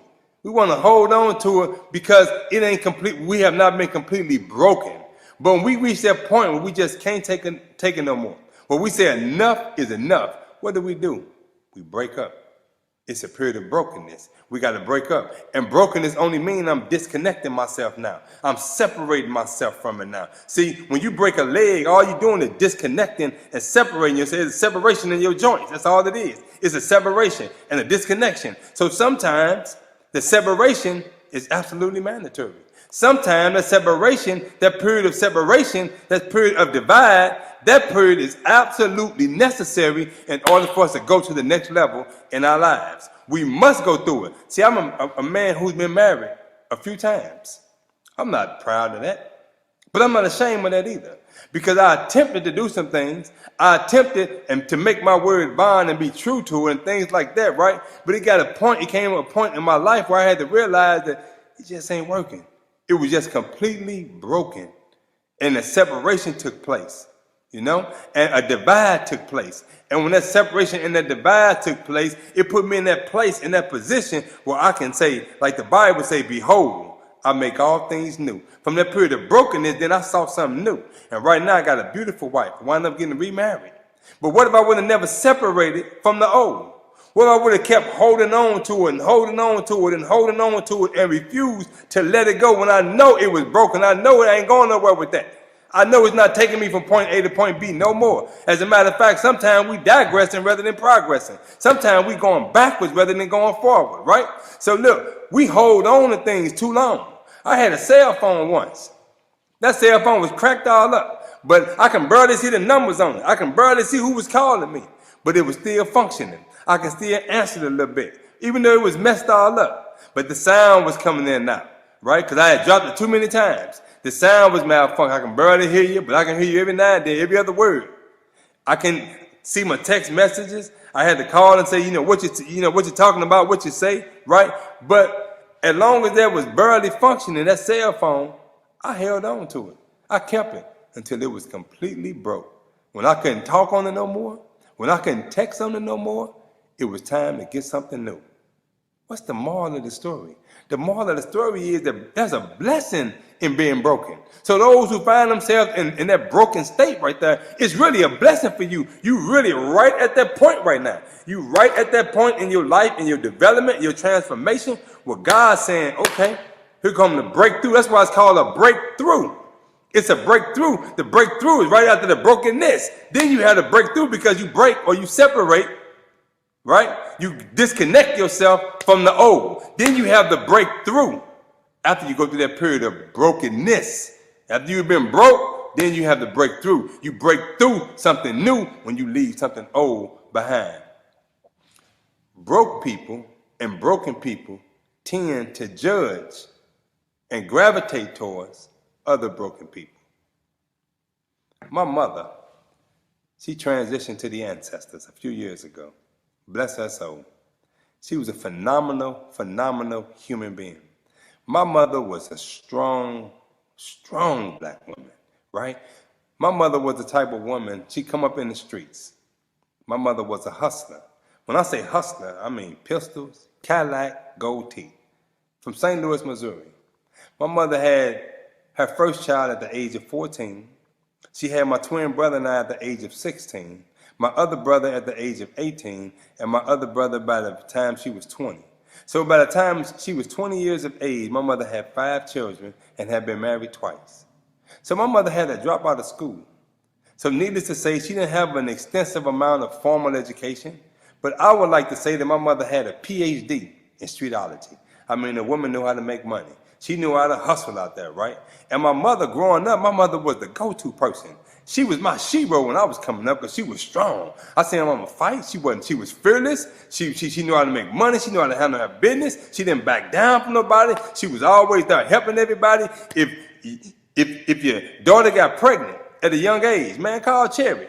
She knew what to do about that. She was an OG at getting pregnant. She had 5 children by the age of 20. She knew exactly what to do. She knew exactly what advice to tell your daughter, right? If you had some static, call Cherry. She come with them things in her hand. She come with them 2 guns, right? Call Cherry. Man, my mother was the go-to person. And I like to joke and say, here, if your water got turned off, call Cherry. She knew how to cut your water back on too. My mother was that kind of person. She knew how to make it happen and survive in the heart of the ghetto, right? So I grew up looking at my mother like she was my shero. My mother was strong. She was dominant. She was a courageous woman, right? So I grew up watching my mother. Everybody relied on my mother. Well, I wasn't the best child coming up. As a matter of fact, my siblings probably would agree that I was my mother's worst child coming up. And I stayed in and out of trouble, in and out of juvenile, suspended I don't know how many times from school, kicked up out of schools. I mean, I just stayed out, getting my mother's house shot up, people trying to kill me at a very young age. I mean, my life was just reckless. So because I lived that kind of life as a teenager, by the time I turned 16 years old, I was facing 50 years in prison. I wound up getting 15 years. And I did over 7 years in prison, 48 months total in solitary confinement, 6 different prisons. And during this time here, I would write my mother letters, but I would never get a response. I would collect call from the Department of Correction. Will you accept this call? Click. I will call again. You have a collect call from the department. Click. Thinking like, man, I watched my mother there for everybody else when I was coming up. Why she ain't there for me? I seen her put herself on her life on the line for other people. Why won't play me like this? I'm my oldest boy. I know I got in trouble, but I mean, you was there for everybody else. I mean, why not me? And because I was in a state of brokenness, I began to judge or misjudge my own mother. So I grew a bitterness and a hatred towards my own mother. that hatred became concretized in my soul. Because every letter I wrote, I didn't get response. Collect calls year after year. Collect. No money coming to my books. Oh man, everybody else enjoying family support that I'm seeing. Not everybody, but many other people in the prison was getting family support. They was getting their letters and this, but not me, not for my mother. And I grew hatred. And that hatred became so intense. It became so intense that I became subhuman. And I would tell people that if I function in prison, I function robotically. I didn't have no emotional connection. I had to kill and destroy all emotional connections to the outside world because I felt the one person who should have been there for me more than anybody else, my mother, was not there for me. I misjudged her, right? My mother and my young brother came to pick me up the day I got up out of prison. I'll never forget it. It was a strange ride home from prison because I had this bitterness, this hatred in my heart for this woman. I'm like, I don't even like you no more. This is what I'm in my heart. I didn't say it to her, but it's my heart. I don't mess with you because you wasn't there when I needed you. When I called you, you wasn't there. I wrote you. You didn't respond.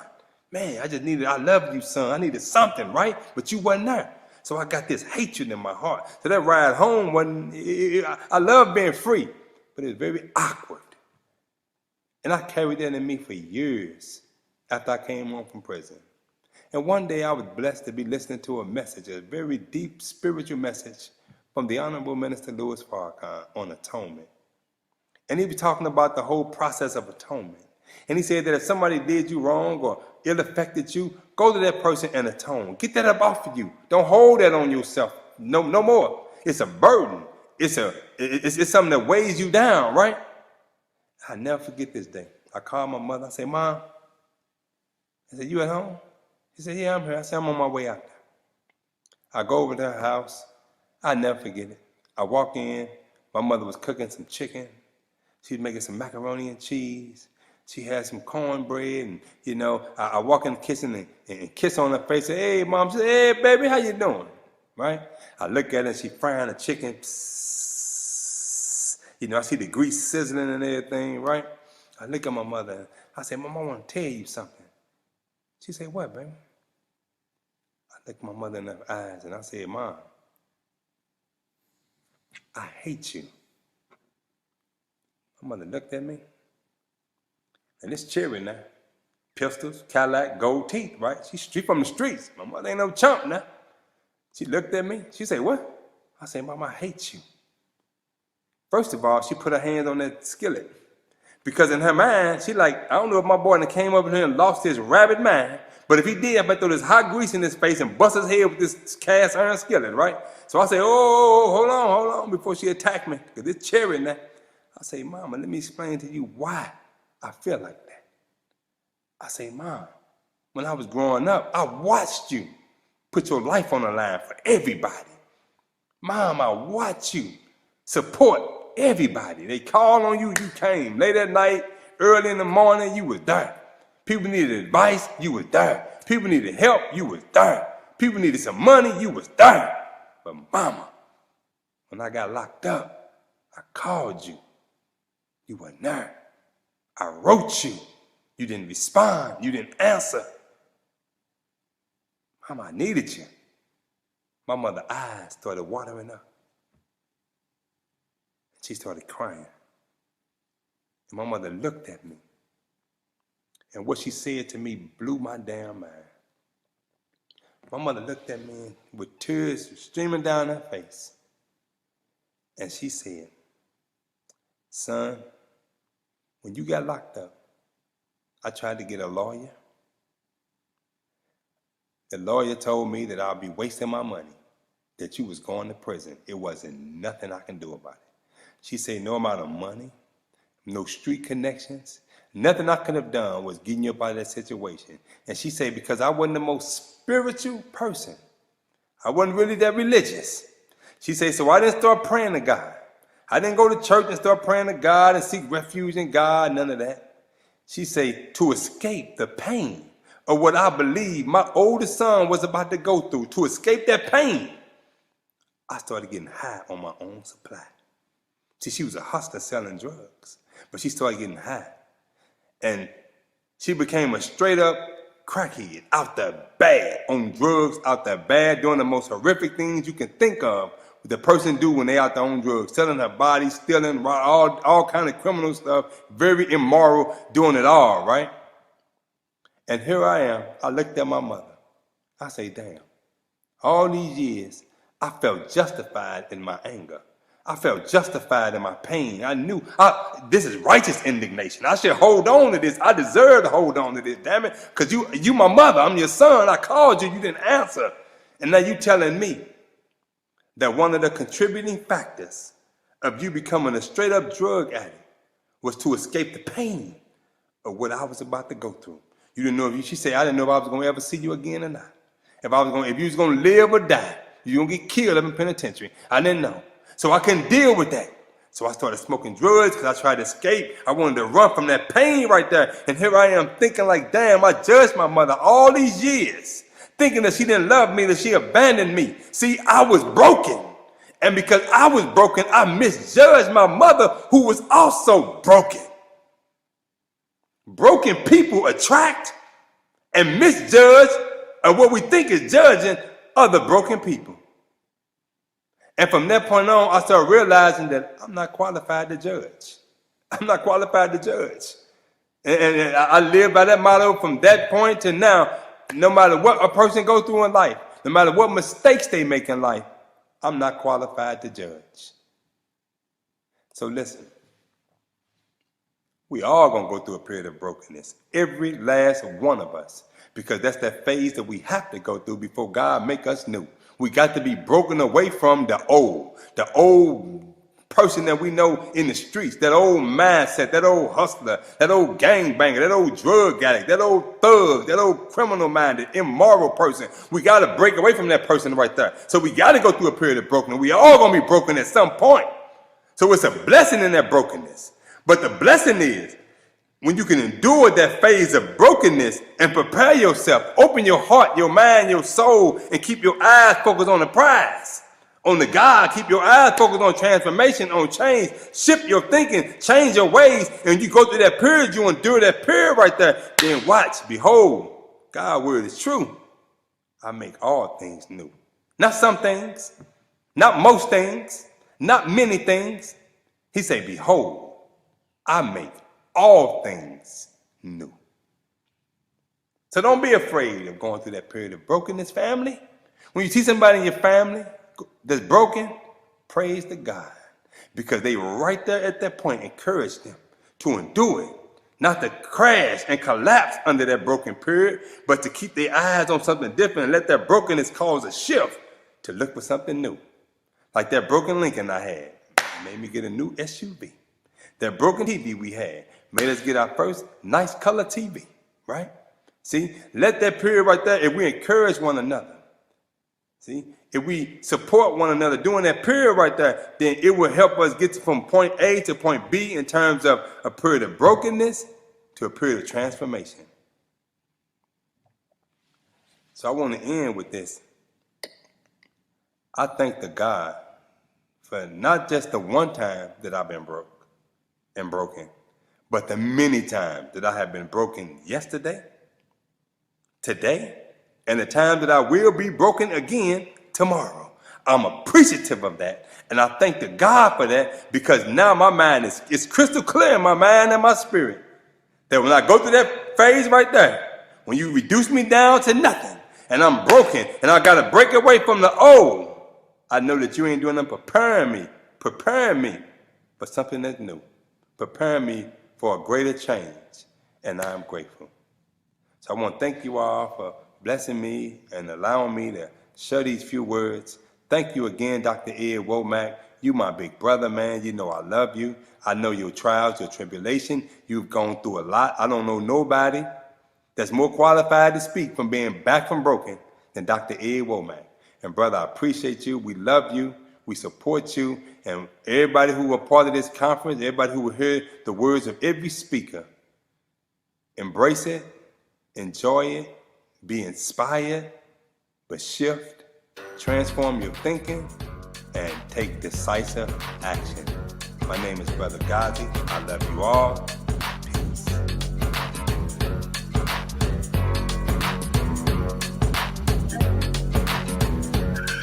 Ooh, ooh-wee, baby boy. Good goobly woobly. You broke out both barrels with that one, brother. you went back to the hood and broke out the sawed off on them. Man, praise God for you, brother. And you know, they don't know, but I know that you put that message together in about 35 minutes. And when you stay ready, you ain't got to get ready. Right. And so we so grateful for you. You know, I'm reminded of when I met you, bro, when we was in North Carolina, and I remember the story of what it took for you to get to that black belt speaker training. I was doing a different event, and I told you that day, I'm like, bruh, this is where you belong and beyond. You remember that day? Yes, sir. Can you hear me? And I am so ingratiated to the camaraderie that we share, the encouragement that you provide. You call me big brother, but I'm reminded of what my favorite book, the undisputed #1 bestseller, says, From the Mouth of Babes. And brother, the wisdom that drops out of your neck is so powerful that, and I'm gonna be totally butt naked honest with everybody on this broadcast. Brother Ghazi, the reason I'm on Clubhouse, y'all. Brother Ghazi, the reason that I embraced the brokenness and decided to relaunch the Back from Broken movement. Brother Ghazi is a person who had me on the phone about to just straight up keel over in pain after he told me about how powerful and significant the dirt in your life is. He said, all precious jewels come from the dirt. And I was like, bruh, for real? Really? You doing it like that? The rubies, the diamonds, the pearls, they all come from dirty, nasty, grungy. Man, look at here. I'm supposed to be interviewing you, but I'm just so grateful for you, bruh. You don't even understand that this conference could not have happened were it not from you, because it was born in a Clubhouse room. And had you not been obedient to bringing me to, and the tripped out thing is, I'm the techie, and he introduced me to the doggone app. I ain't know nothing about it. And so, bruh, I just salute you for the work that you do, but I want to unpack a couple of things that you said. Whew. Let me catch my breath first, because I'm on an emotional high right now, bruh, because every time I hear you speak, I get something. And I want to make sure that we deliver something of value to the people.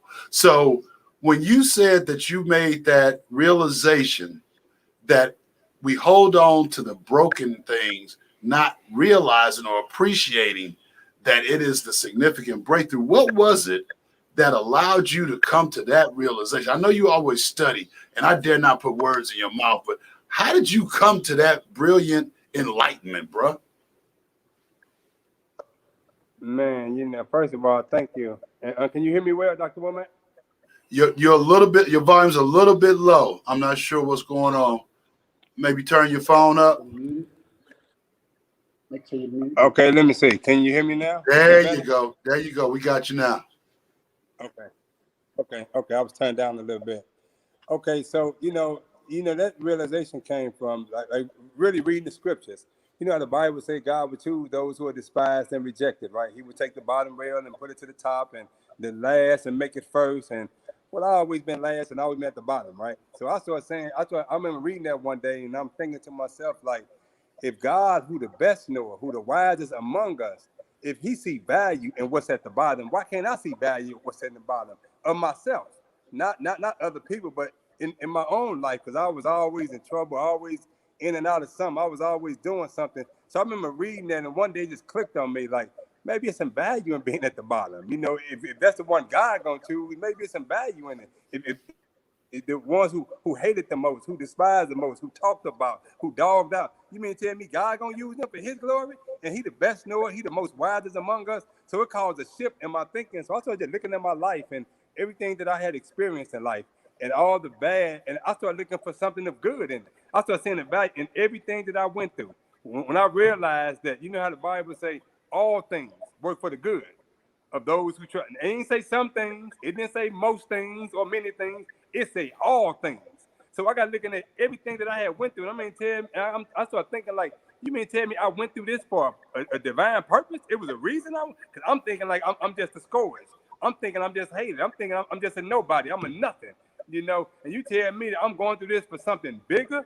And when that really hit me, I started looking at every experience that I went through. I started looking for value in it. And when I started seeing the value, I started appreciating the experience. Bad relationships, poor choices, bad decisions. I started appreciating them a lot more because I seen the value in them. And now I don't look at my life like when people say, did you have bad experiences? No, I don't really have no bad experience. They all learning lessons for me now.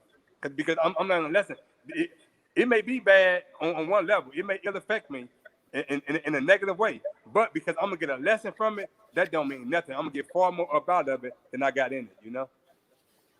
You know, I'm reminded of a brilliant statement from a speaker earlier today.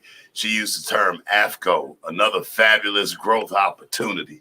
And so that's twice that I've given her credit. Now it's about to become a part of my personal arsenal.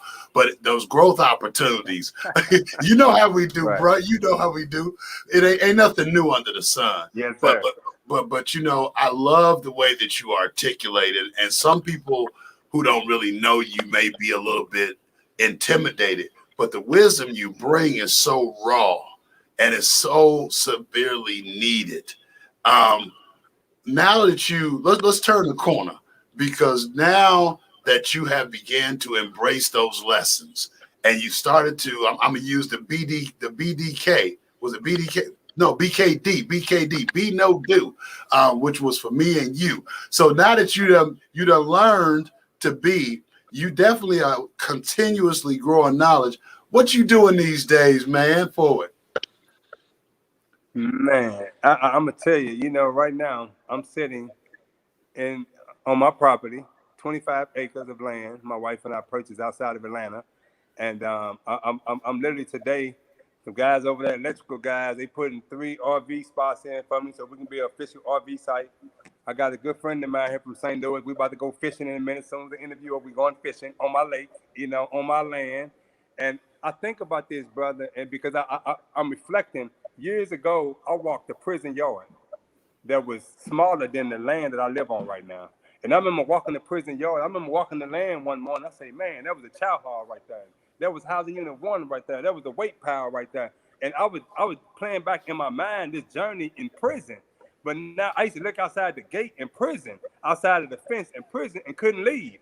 Now I'm looking outside the fence on my own land, brother, with horses and cows and chickens and goats and ducks and all kind of stuff, man. You know, sheep and bulls, and you know, I got all that here, and it's just a humbling experience, and it let me know that no matter where we've been, man, look, it was our preparation for where we at right now. And I didn't think I was a farmer. I'm a hood cat. I said we brought the hood life to the good life, right? Ain't no nothing. The closest I've been to a chicken prior to 60 days ago was hot sauce and ketchup. You hear me? I ain't never now got live chicken and all that. I didn't even know. Hey, brother, I didn't even know chickens lay eggs every day, right? I didn't know none of that. All that was totally new. But in 90 days, we didn't become farmers. And we doing all kind of things. But I realized, though, we prepared for it. So I want to say this to the people from the Back from Broken Nation. This right here. This is what I had to realize, Dr. Womack, that I was really rich. See, I thought I was poor, brother, because all I got is a GED from penitentiary. That's all the education I got, formal education, is a GED from prison, right? I thought I was broke, right? And so, but I had to realize that all those experiences was making me rich.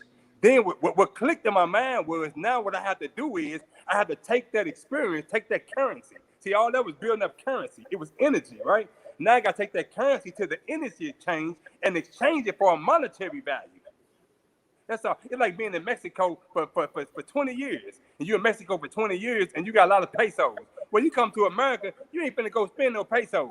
but that currency still got some value to it, right? It's in another country, but look, when you go to it from another country to another place, you got to transfer that currency over to the currency of that. Same way it is in life. When you go from one end to one point in your life to another point, you got to take those experiences, that currency, that energy, you got to transfer it over to the currency of that new world, that new reality that you are in. So I took all that hood experience, all that prison experience, and I translated it to the farm life because I realized that I'm rich. I'm not poor. I've been amassing wealth for many years.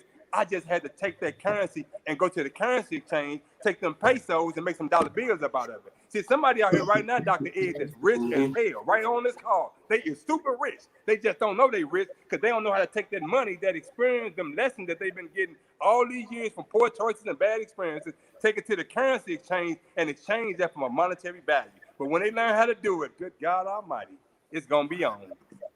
So, Brother Ghazi, so here's what's about to happen, bro. So, of course, you know, you and I could go on for hours, but we do have a schedule to maintain. But before I let you out of here, I got to put a bid in, and I need a quote for real, for the December Back from Broken live event at your ranch, sir. I don't even want to look at another venue. So I need you and the Queen. I need you and the Queen to put a quote together because we Back from Broken December needs to be at your ranch. I don't even want to look at another venue. Oh, yes, sir. So let's make that happen. Send us a quote so that the planning team can, because I have a team. I got a team, an amazing team these days. And so let's make sure, because we're gonna be in an event. We're gonna be all over whatever acres still left, because y'all building and moving stuff so bad. It may not be no space left. We'll do it in the rodeo ring. No. Oh, no, you know, we still got the event center here that people are booking weddings in, and it's just a beautiful experience. Humbling, man, very humbling. Absolutely. When I came out to visit, man, I was in awe. And a couple people in the comments have said, watching you is just admirable and humbling. And I 100% agree, bro. You are the epitome of Back from Broken and transformation. And I just salute you. I love you. And can't wait for us to connect again. It'll be well in advance of December. But let's seriously, let's put a quote in the book, and I'll have my people contact your people, and then we can do lunch. Yes. Let's do that. How about that? Hey, man, I love you. And man, I want to say to you, man, thank you for this opportunity, brother. And, you know, when I heard it, I seen it Back from Broken, I that's why I say, I don't know a person more worthy to do it because I know something of your struggle, something of your journey. And, man, you're a perfect vessel for God to use from Back from Broken. You epitomize that reality because you back, man. You shining. Keep shining, brother. Praise God. Praise God. God love you. God be with you, man. And may Allah bless you abundantly. Thank you, brother. Brothers. You too, big brother. All right, now. So we going to keep this Back from Broken Summit moving, y'all. If y'all are feeling the Back from Broken Summit, I need you to use the hashtag BFB Summit and BFB Nation. If you getting any kind of vibe out of this, if anything is resonating with you, if you might by chance have grabbed the hope to just one or two little things that you didn't have before you stepped in, and we ain't even done. Next coming up, we have yet another amazing dynamic speaker that I met recently and have just grown very, very, very, very fond of, and I'm quite sure you will too. She is a freedom expert, in my opinion, because she is a person who has actually done it. And I'm actually looking to her for some guidance. And I ain't scared to tell nobody that Cinco de Mayo 2022 has been the established date. But God be willing, we might have to do a little bit of acceleration. So y'all go ahead and get ready to welcome to the stage none other than Sister Queen Grace Ann Johnson. Up in here, up in here. Go, Sean, go, man.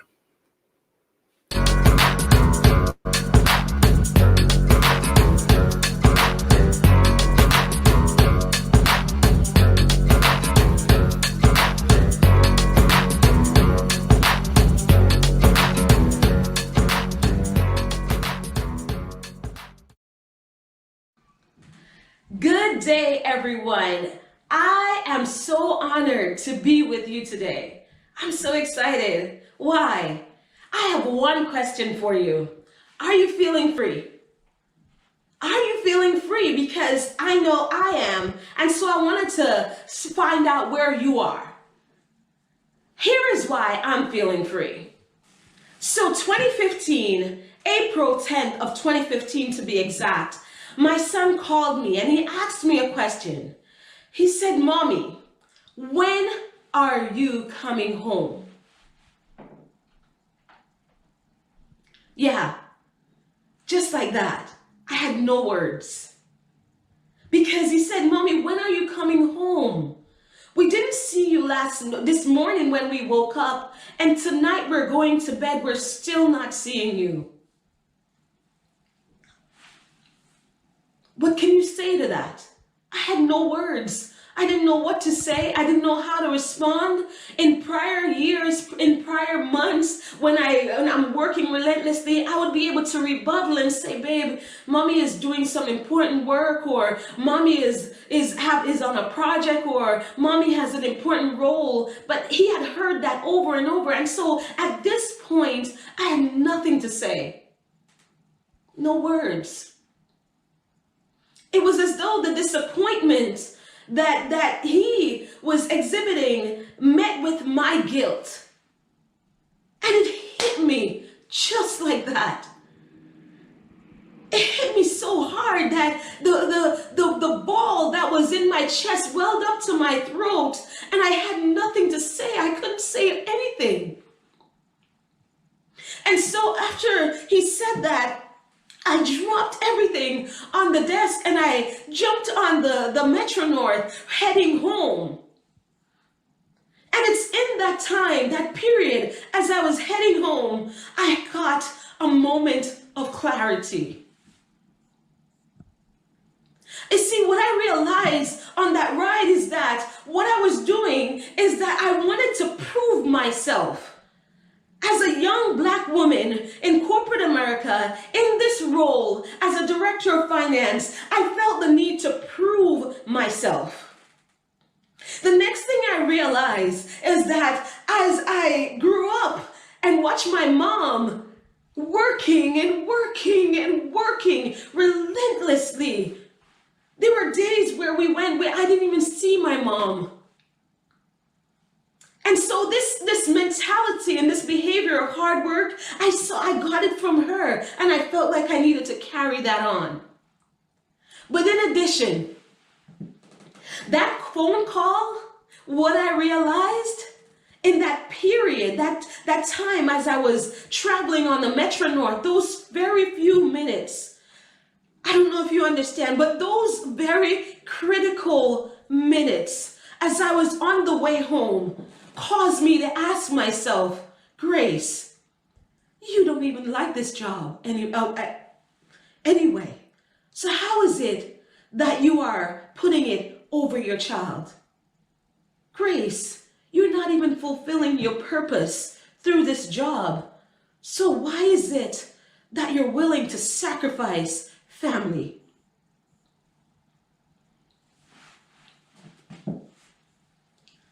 Yeah.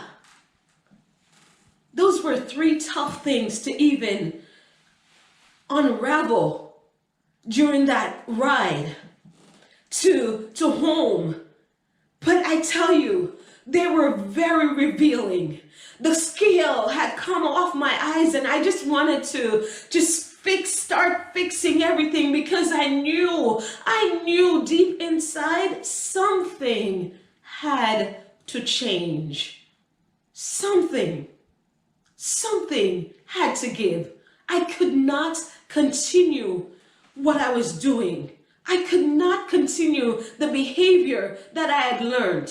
I could not continue wanting external validation. I could not continue not fulfilling my purpose. The conflict that I had that was boiling up on the inside, that the obvious incongruency of what I was doing versus where I needed to be, what God had showed me, it was just too much to even bear. See, I would get frustrated at work and doing the job, But it wasn't their fault. It was all mine. It was all mine because of those three things I said. But because I knew that something had to change, what did I do? Listen, the next morning I woke up, I got a chance to hug my boys. I hugged them so tightly because when I got home, they were sleeping. And so I knew that I needed to see them before they went off to school, and they needed to see me. I needed to recover from what I had already, the mess that I was making. The mess of the emotional instability that I may have caused in my children's life. See, what I didn't think about years ago as I was doing this is, wow, it is such a blessing to have kids. And I've always wanted to have children. But now that I have them, it seems like all I wanted to do was to work and work and work to take care of them. What I found out that morning was very revealing. It was revealing because I found out from them that this was not what they needed. What they needed wasn't to be able to have the money to do all the activities and all of the vacation and all of the things that we've been doing over the years. What they needed was me. They needed me to be around. They needed me to be able to protect them from daddy. They needed me to be able to say, no, don't hit them so hard, or don't shout at them like that, or we'll get the homework done. They needed the affirmation from me to be able to continue to do great things. But I didn't see that. I didn't see that. That was my problem. That was my challenge. But now that I'm faced with having to see it and being clear of the mistakes that I'm making, I told myself I will no longer. This can no longer continue. What I also saw was that, wow, Grace, you want to make an impact at work. You want to make an impact in the world. You want to do all these things, but you first got to do it at home. Because one of the other things I saw was that although my husband was so supportive over the years, I needed to make sure that my relationship with him was not on the rocks, but it was on good grounds. And it wasn't.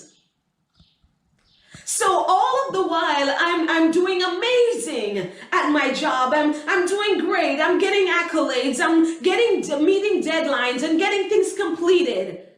But within me, there was a conflict. There was this thing stirring up that I got frustrated. I was annoyed. I was resentful. I was all the things. I faced withdrawal. I would only go into work to be able to be around my coworkers and the junior managers that I was there to be able to help them, to be able to nurture them, inspire them, and teach them different tools and skills on how to lead their department. See, those were my gifts. Those were areas that I was very strong in. I'm strong in leading a team. I'm strong in coaching junior managers. I'm strong in helping them to thrive and get to their next level. But that wasn't what I was hired to do. It wasn't. And I laugh at it now, but truly, there were days where I dread going into work because I knew I had reconciliations to do. I had meetings to attend. I had reports to submit, all these different things. But I didn't want to do them because I just didn't want to do them. It was not me anymore. I didn't love it. I did it. It paid me well. My job paid me well. You know, of course, the culture was not what I wanted to be around. But the people were there and I wanted to help the people because this is what I was gifted for. This is what I was purposed for, to inspire, to help those who need help. And I saw that. I saw that through the few minutes I had with coming home, and even more so when I decided 6 years ago to resign. Yeah, I know. When my son called me and we talked the next morning, they didn't ask me to, but I felt the need to spend more time with them. I felt the need to leave my job then because I didn't like it anyway, right? I didn't want to be there anyway. God had already showed me that that wasn't where I needed to be. That wasn't my purpose. And I was already in conflict and turmoil within. And so I decided, no. I'm just going to get up and leave. But that was a mistake. It was one of the best years of my life. However, leaving prematurely was a mistake. I needed to plan and I needed to get things, put things in order before I got up and left. It was emotional, yes, and I did it. But now, today, I did it again, but the right way. The right way, right? You know, people oftentimes say that you shouldn't leave a job without another job lined up. Today, I say, no, that's not the way. If you have a purpose to fulfill and you need to go and get something done and you need to live a life of freedom, then you should always have a plan before you leave your job. That's what I say. Have a plan. Have a plan that is solid. Have a plan that can be worked. Have a plan that is realistic. Have a plan and work it.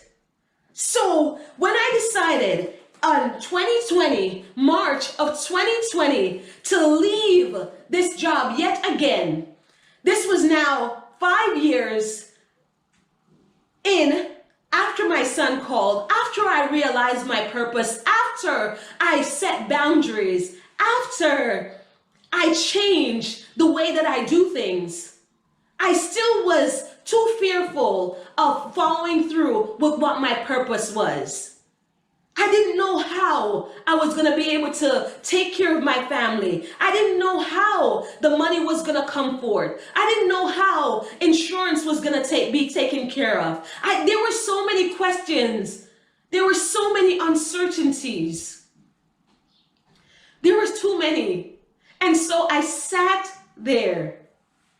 I went for another job and I just sat there. I did what was easy for me. I knew finance. I knew accounting. It was easy for me. And so I did that even in the discomfort. Even when I felt frustrated and annoyed, I did it. Was I happy? No. I felt caged. I felt trapped. I felt conflicted. I knew I was living a life that was not on purpose. And so in 2020, when everyone was saying, oh my God, let me hold on to my job. Oh my goodness, let me do this. Let me do that. I was saying, how can I get out? My responsibilities got even more and more. Instead of taking care of one hotel, I was now taking care of 2 hotels, and later on, 3 hotels. I said, no, I can't do this. It's not that I didn't know how to do the work. I did not enjoy it. And furthermore, it was calling me and requiring of me to sacrifice yet again. It was putting me back at a place where I never, ever, ever wanted to go back to. A place where I had to sacrifice time with my family. I had to sacrifice time with my children for work. I had to sacrifice fulfilling my purpose for this. And that was not okay with me. Why? Because 6 years ago, I made a promise to myself that whatever workplace I go to, there were going to be boundaries. And when those lines were crossed, I needed to plan my exit. And that's what I did. That's what I did.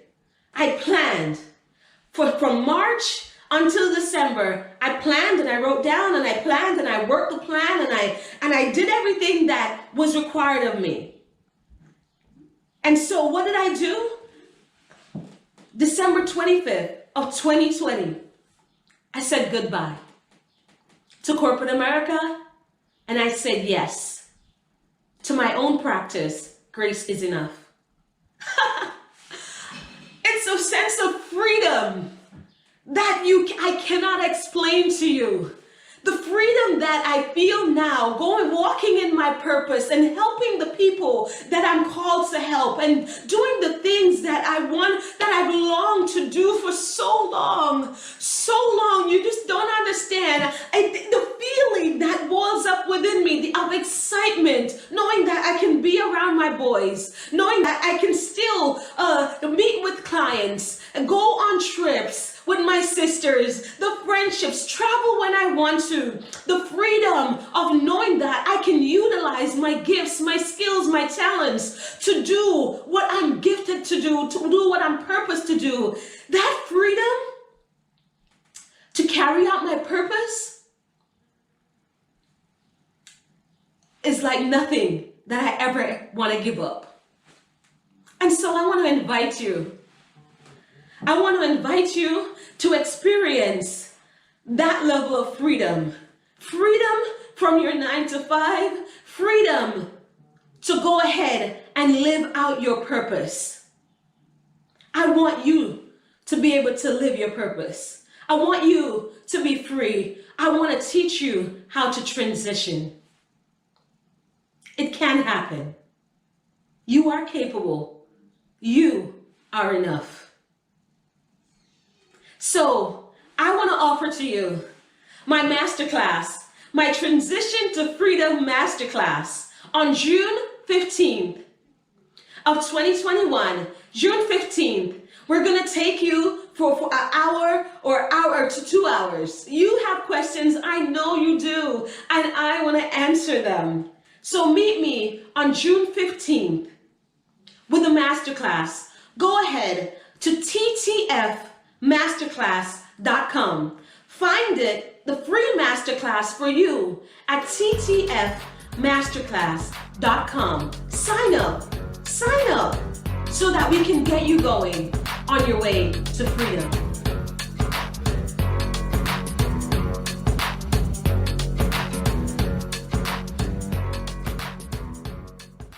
All right.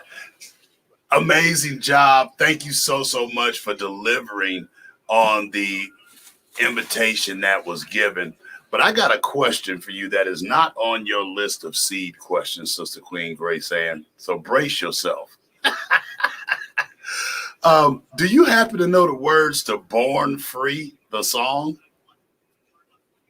Born free as the wind blows. Do you know that one? You don't know that one? Hold on, you muted. Sorry about that. I know the melody, but not the words. Okay, well, pick something that you feel comfortable singing relative to freedom. Because a little birdie told me that you could sing, so we gonna see. Freedom, freedom, freedom, freedom.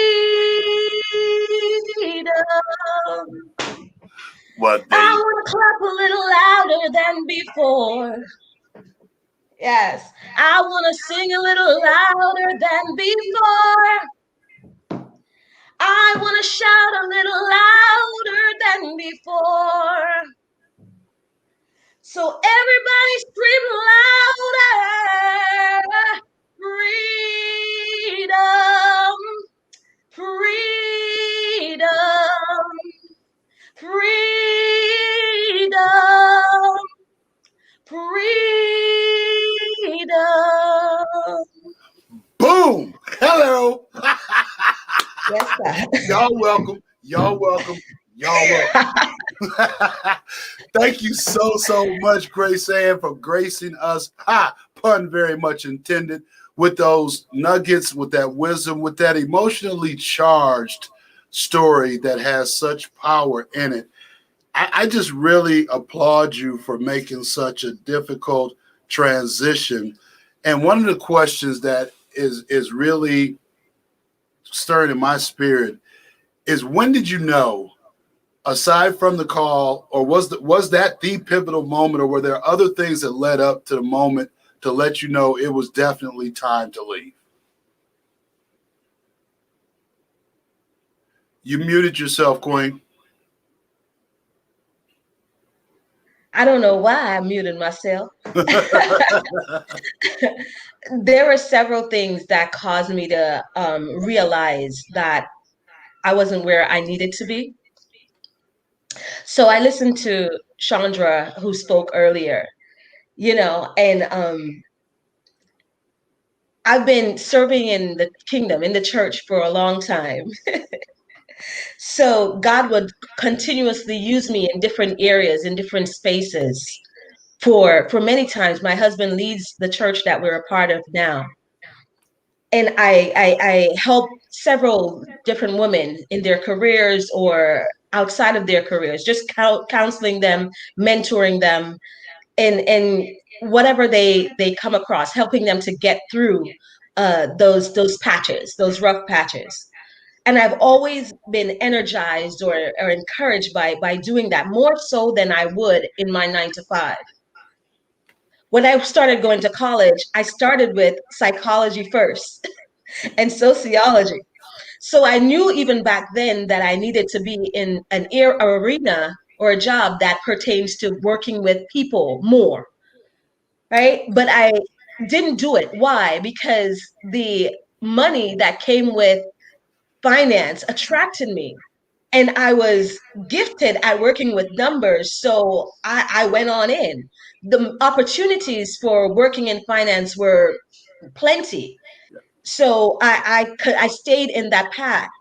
And because, as I stated, I believe in the speech, my mom and my dad, we didn't have plenty as a family. And even as my husband and I, we experienced a lot of setbacks when we first got married. So I wanted to stay in the job where I was to continue to have the resources that I had. But I knew since even college days that, hey, Grace, you were supposed to be around people. But truly, what was a catalyst to me getting out was not wanting to hear those words from my son again. Awesome. Recently I've been really digging into understanding what really makes me tick. And I was listening to an audio book by a bishop that I've become an associate of. And he said, we need to get to a point where we are doing what we're ordained to do, not what we're trained to do. And so I think you just hit that same nail on the head. So now that you're walking in your purpose, what is the biggest, I guess, aha delta between having worked in a capacity of what you were trained to do versus what you are now ordained to do?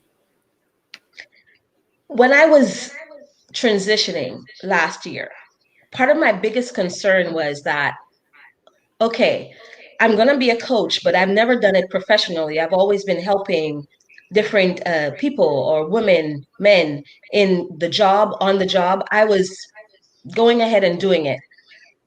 But what I realized was that just because I'm not experienced at coaching outside of that does not mean that I'm not qualified. Right? So I say that because when I transitioned out, everyone looked at me and said, "What were you waiting on? What were you waiting on?" Yeah. Yep. You know, like you did finance well, but you were more for people. People were more your thing. Yep. Wherever I went, whatever I did, people were always a part of who I serve. And so my biggest aha moment was, Grace, you didn't need to acquire all of what you thought you had to acquire, right? And then the second thing was that, Grace, you need to build up your belief so that you can continue to serve the way that God has purposed you to serve. Because God already has placed everything that you need to do what you're going to do. But just because I wasn't trained for it, I thought that, okay, I couldn't do it. And that was my mistake. Set somebody free up in here, Sister Queen Grace says, set them free. Unfortunately, we do need to run, but thank you. We will be hearing from you again and again and again, Coach, because I am certainly going to pull up into your space of coaching and tutelage and transition as well, because I too have been experiencing that tug of war between what I have been given the aptitude to do versus what I've been called to do. And I believe by virtue of what's happening with this summit and the Back from Broken movement in its entirety, that there's an illumination of something greater on the other side. Well, I can't clearly see it, but I know and I believe more than I've ever that doing what I'm ordained to do versus what I'm trained to do are two very different things. And I want to trust the ordination versus the training. So thank you so much. And before we let you out of here, please tell everybody once again, how can they attend your amazing masterclass and stay further connected with the Transition to Freedom movement? Absolutely. It's TTF, as in Transition to Freedom, ttfmasterclass.com. This is all based on my book, Transition to Freedom, 9 Steps to Leaving the Workplace in 9 months or less. So I'm giving you the blueprint. I'm giving you all the steps that I utilize and not taking God out of the picture at all, because he was my center in everything that I did. We're just going to align you with and give you guidance as to what steps need to be taken before you can get on out to do what God has given you to do. There we go. The amazing Grace Ann Johnson. Thank you so much, Queen. Thank you for responding to that on the spot, unexpected call. And everybody, we do need to switch streams. So we're literally going to take about a 15-minute break, and then that'll allow our beloved engineer to go have a bio break and a breath without worrying about tinkering and smoothing stuff. And Sean, we thank you. We appreciate you. So let's call it, it's 1:55. So let's call it 2:10 Eastern. We'll come back and reconvene on a new stream. So look for part three of day 1 of the Back from Broken Summit. Thank you. Thank you. I'm sure, and people in Clubhouse, they are still hanging out. Oh my goodness, we love you, Clubhouse. We appreciate you. I'm gonna do a quick shout out to my people over in Clubhouse, all of my normal moderators. I see Monique, Gregory, Mary, Sister Queen Mary, welcome back. Jessica, Nick Keys, Isabella, Tanisha, Natalie. Oh, she gonna try and test the brothers hooked on phonics. Charge it to my head. Delasper, Priscilla, Amari, Sister Queen Donna. I see you, Rick, Claire, Kisa. Dr. Annette is in the building yet again. Jeff, Katie, Jordan, and Alice, we appreciate you. Y'all been hanging tough all day long, so I'm sure the moderators are going to kick it with you guys during this break. Those of you on Facebook and YouTube, get what? We just got approved for LinkedIn Live, so get where we going to be tomorrow. Whoop, whoop. The nation about to invade LinkedIn. Yes, it is. So let's take a break, y'all, real quick. Go get a bio break, refresh your libations, replenish your pens, because they done now. You're going to need some new ones. So let go. Back from Broken Nation, y'all. Hashtag BFB Summit, hashtag BFB Nation. We'll be right back after we switch out the streams. Peace.